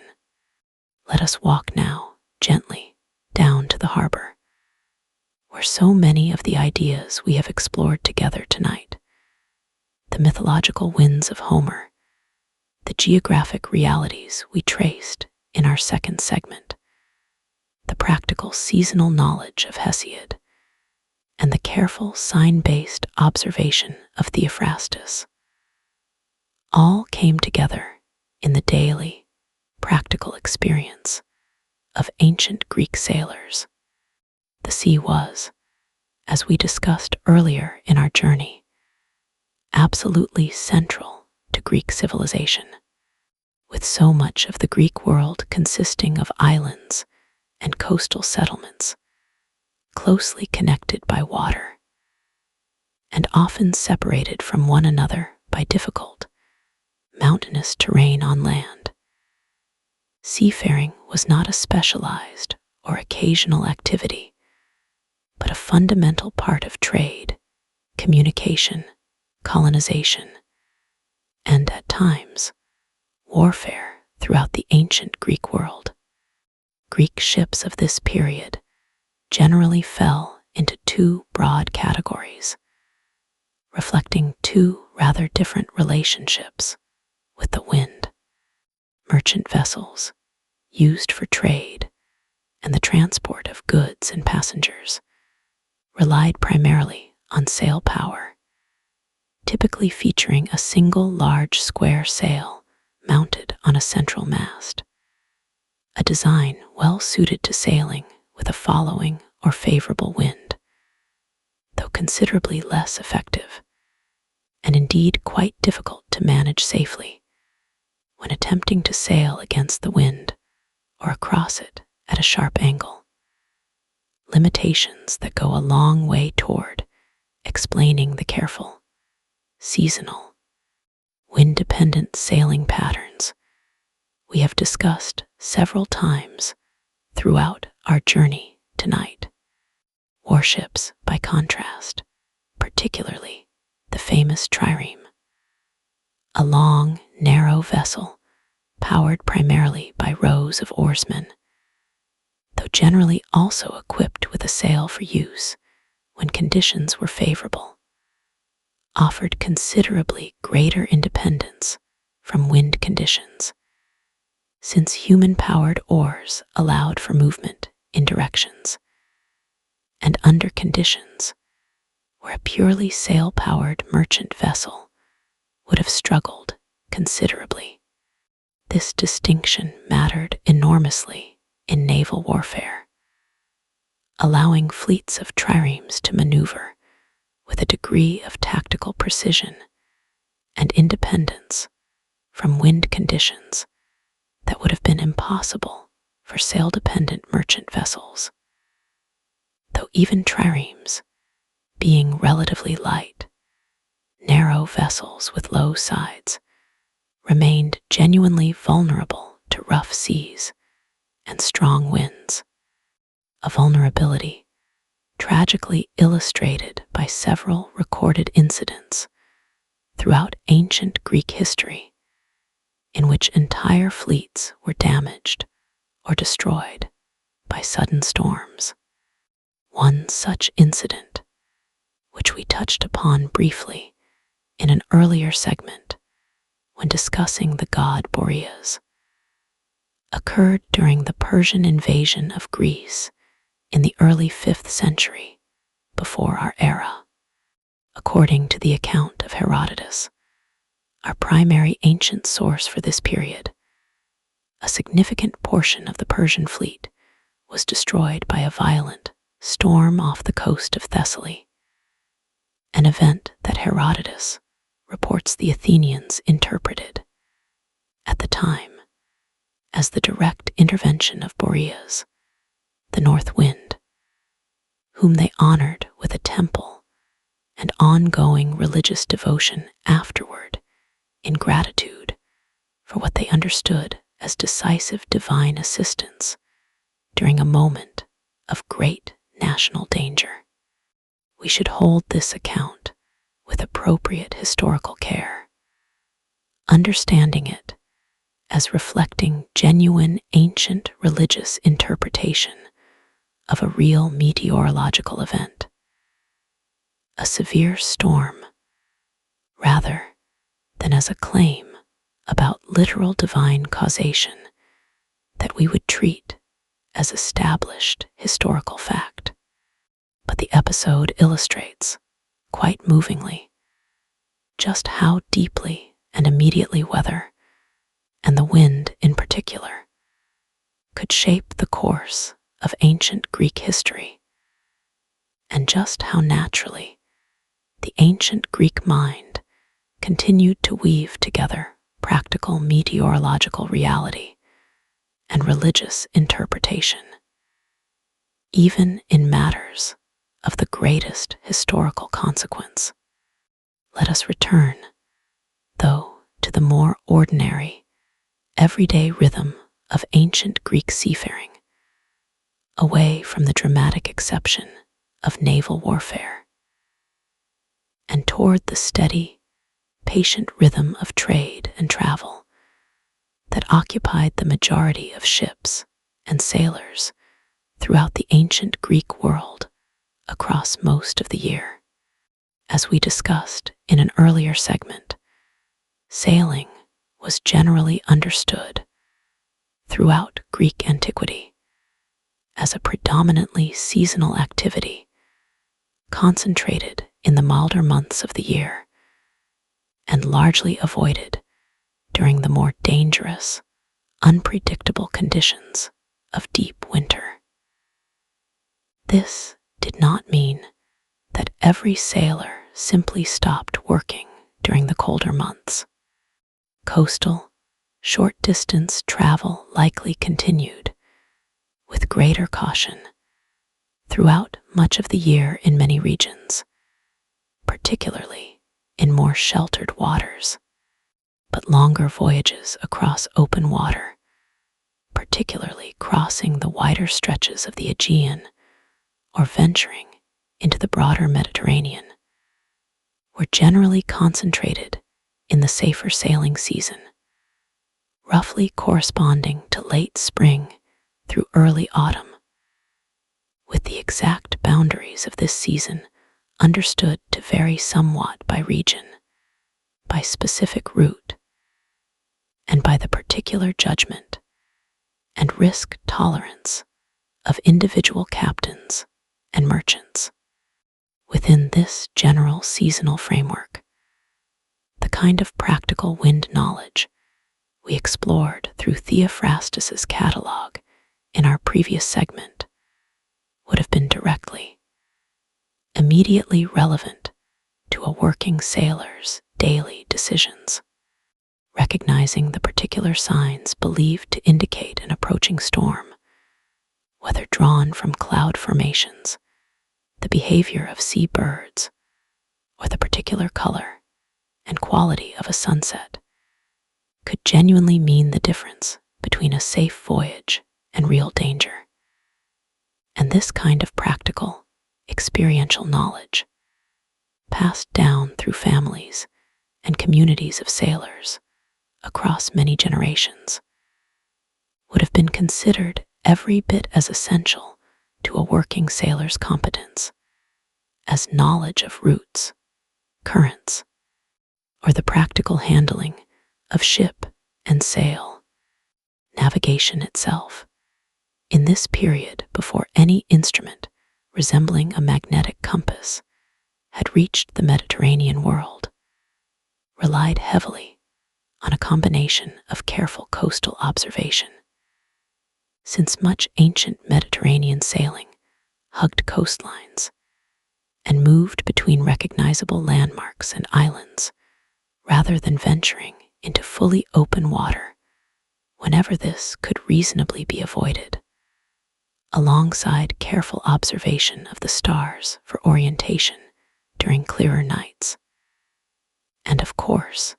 careful, continuous attention to the wind itself, both for propulsion and for the practical information it provided about likely changes in weather. We can imagine gently the particular skill and quiet confidence of an experienced ancient Greek ship captain, someone who had spent decades on the water, who could read the subtle shift in the color and texture of the sea's surface that indicated a change in wind, who could recognize from long experience the particular quality of cloud formation that Theophrastus's catalog associated with an approaching storm, and who could judge, based on this accumulated experience, along with careful attention to the season and the specific character of the planned voyage, when it was genuinely safe to set sail, and when it was wiser to wait patiently in harbor for more favorable conditions. This deep, practical respect for the wind and the sea appears throughout ancient Greek literature, not only in the technical or quasi-technical texts we have discussed tonight, but in poetry, drama, and later prose writing as well, reflecting a broadly shared cultural understanding of the sea as a realm that demanded genuine respect and careful attention, capable of offering great reward through trade and connection between communities, but equally capable of sudden, serious danger for those who approached it carelessly or without appropriate caution. It is worth noting, too, gently, that this maritime culture of careful wind observation connected directly back to the religious traditions we explored earlier in our journey. Sailors regularly made offerings and prayers to various gods associated with safe travel and favorable weather before undertaking a voyage, including, alongside more general prayers, to Poseidon as god of the sea, prayers and offerings connected to the specific wind gods we have discussed throughout tonight's journey, seeking the particular favor of Zephyrus for a gentle, following breeze, or hoping to avoid the harsher attentions of Boreas or an unfavorable notice. This blending of careful, practical, experience-based knowledge with ongoing religious devotion reflects, once again, the layered, coexisting relationship between practical observation and mythological understanding that has run as a quiet, consistent thread throughout our entire journey this evening. As our exploration of ancient Greek meteorology moves toward its final segments, let us hold onto this image of the ancient sailor, standing at the prow of a ship, watching the horizon, feeling the particular quality of the wind against weathered skin, carrying within memory and experience the accumulated practical wisdom of countless generations before, while also, perhaps, offering a quiet word of hope or gratitude to Zephyrus, or to Poseidon, or to whichever god or wind spirit felt most relevant to the particular waters being crossed that day. In our next segment, we will turn our attention to the religious and ritual dimension of Greek weather understanding more directly, exploring temples, festivals, and religious practices connected specifically to the winds, and to weather more broadly before moving, in our final segment together, toward the broader legacy of Greek meteorological thought and how it was carried forward through later Roman, Byzantine, and eventually medieval European scholarship, into the much longer story of how human beings have continued, across so many centuries, to watch the sky and to seek, patiently and carefully, to understand it. For our final segment together tonight, let us walk slowly through the religious dimension of ancient Greek weather understanding, and then allow ourselves to follow this long, gentle story forward beyond the boundaries of ancient Greece itself, into the wider legacy that Greek meteorological thought would eventually leave upon the later Western intellectual tradition. Throughout our journey this evening, we have noticed again and again how comfortably practical observation, philosophical explanation, and religious devotion coexisted within ancient Greek approaches to weather and wind. This coexistence found direct, physical expression in religious practice throughout the Greek world, including temples, shrines, and festivals connected specifically to weather, and in particular to the winds themselves. We have already mentioned in our previous segment the temple the Athenians established in honor of Boreas, following the storm that damaged the Persian fleet during the wars of the early 5th century before our era. This was not an isolated example. Various Greek communities maintained altars, shrines, and religious observances connected to particular winds, particularly in regions and communities where seafaring or agriculture made favorable wind conditions especially important to daily survival and prosperity. The wider Greek religious calendar, too, connected closely to the agricultural and seasonal rhythms we explored earlier through the world of Hesiod. Many important religious festivals throughout the Greek world were timed according to key agricultural moments: planting, harvest, and the turning of the seasons. Moments that were, as we have seen throughout our journey tonight, deeply intertwined with the changing character of the wind and weather across the year. Festivals honoring Demeter, goddess of agriculture and the harvest, and Dionysus, god associated with the grape harvest and wine, among many other things, punctuated the agricultural calendar with communal celebration, offering moments of shared gratitude, hope, and communal connection, woven directly into the practical rhythm of a farming and sailing culture deeply dependent on favorable weather. It is worth pausing gently to imagine what these festivals might have felt like from the inside, experienced by an ordinary member of a Greek farming or coastal community.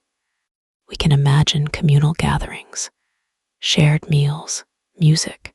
and ritual offerings, all timed to coincide with genuinely important, practically significant moments in the agricultural and seasonal calendar. Moments when a community's fortunes for the coming season, shaped so significantly by weather and wind,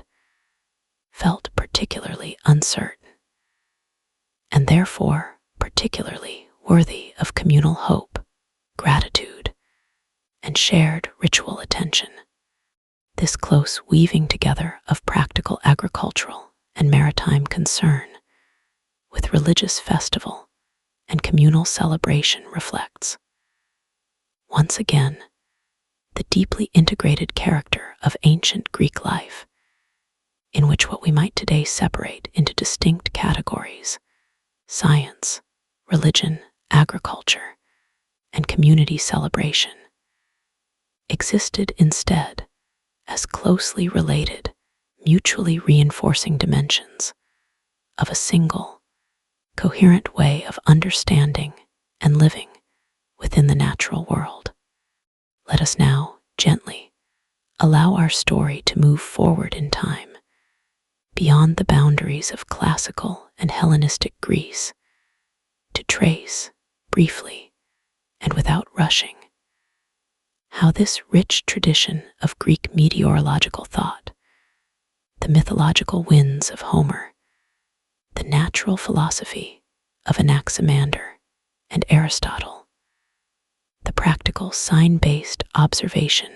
of Theophrastus, and the remarkable architectural synthesis of the Tower of the Winds, came to influence the much longer story of how later cultures continued to understand and study the weather. Following the conquests of Alexander the Great and the establishment of the Hellenistic kingdoms across much of the eastern Mediterranean and Near East, Greek scientific and philosophical thought, including meteorological thought, spread widely, carried by Greek-speaking scholars, administrators, and communities across an enormously expanded geographic area. Centers of learning like the Great Library and Museum at Alexandria in Egypt became important sites for the continued study, preservation, and, in some cases, extension of earlier Greek scientific traditions, including natural philosophy touching on weather and atmospheric phenomena. As Roman power expanded across the Mediterranean world in the centuries that followed, Greek intellectual traditions, including meteorological thought, were substantially absorbed into Roman scholarship and culture, often through direct translation, adaptation, and continued study by Roman writers deeply influenced by earlier Greek sources. We have already met one such figure in our journey tonight, Vitruvius, the Roman architect and engineer whose surviving writings provide us with much of our detailed knowledge about the construction and mechanism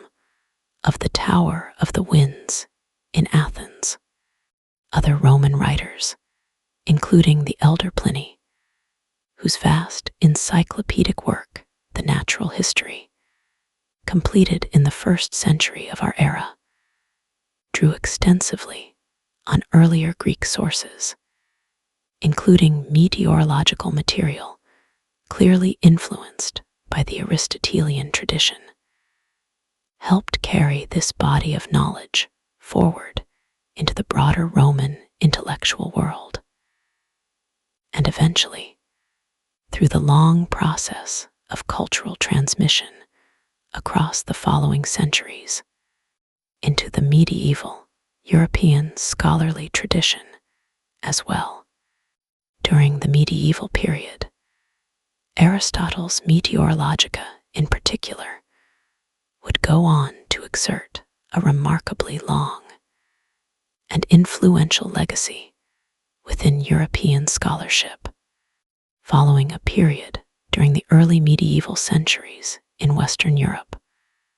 when direct access to many classical Greek texts was considerably limited. The later medieval period saw a substantial revival of engagement with Aristotelian natural philosophy, facilitated significantly by translation work carried out within the Islamic scholarly world, where Greek philosophical and scientific texts, including Aristotle's, had been carefully preserved, studied,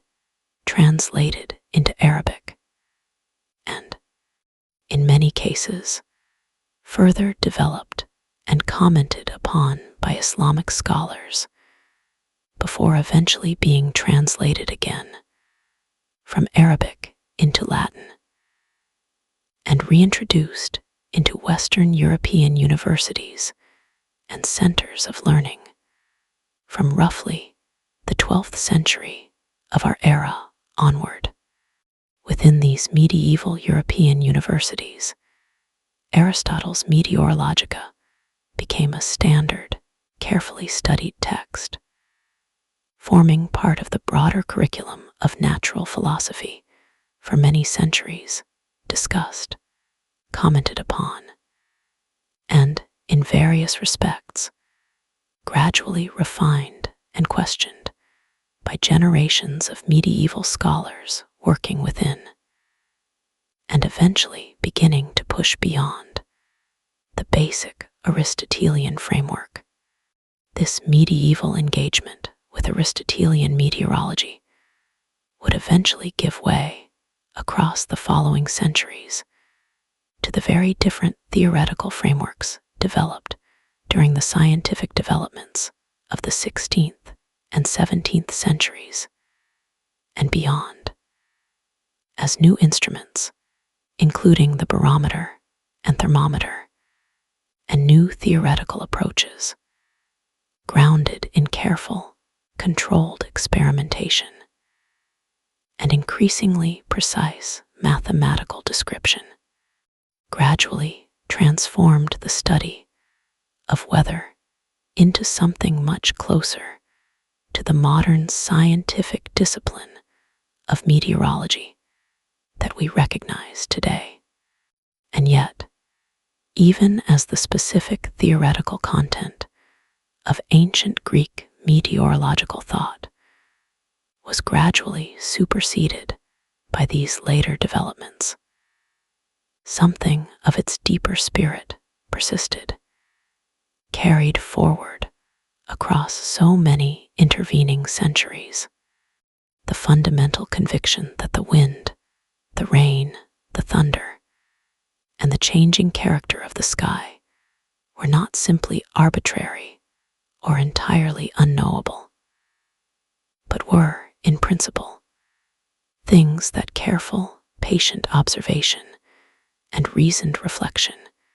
could help human beings understand, even if that understanding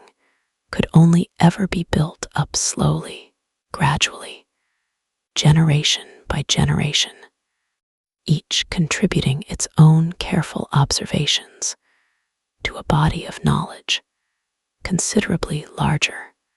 and more enduring than any single lifetime. This, perhaps, is the quiet, lasting gift that the ancient Greek tradition of thinking about weather offers to us. Even now, so many centuries later, long before anyone could measure atmospheric pressure or track a storm system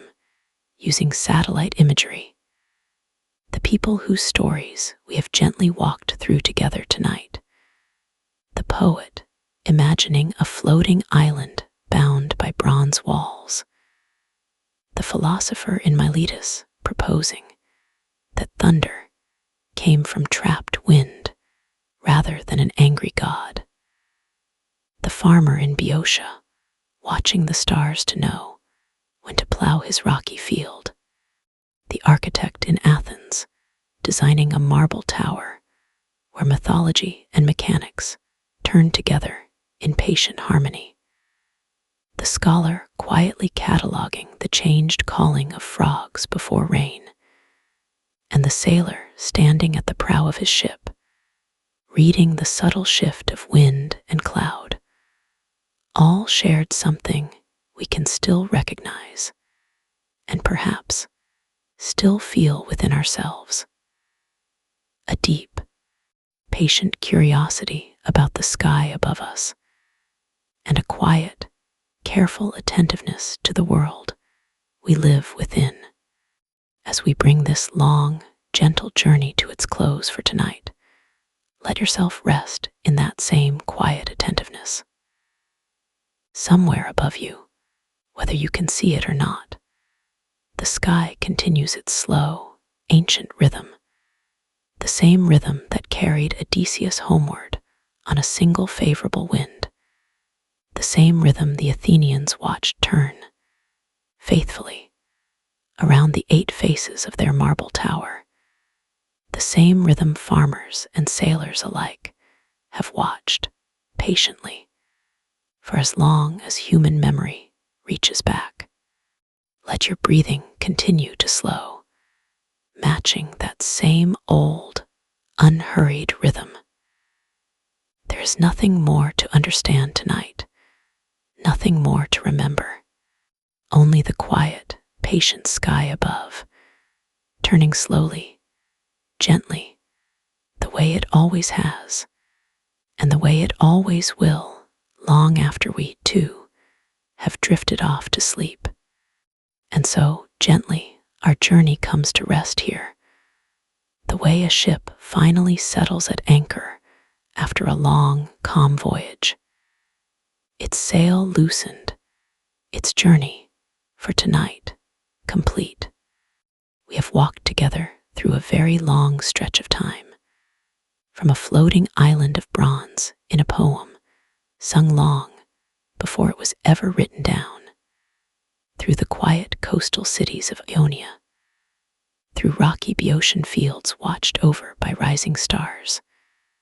through a marble tower still standing patiently in Athens, through the careful, systematic mind of Aristotle,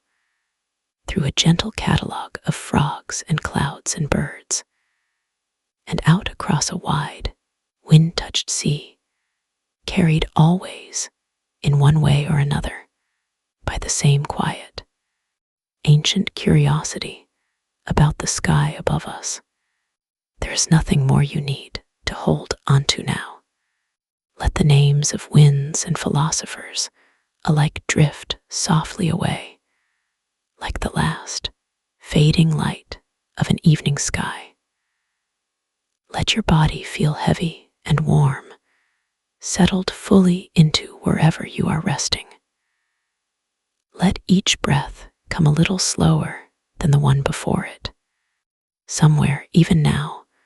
the wind is moving quietly across some distant sea, the way it always has, the way it always will, needing nothing from you, asking nothing of you except, perhaps, tonight,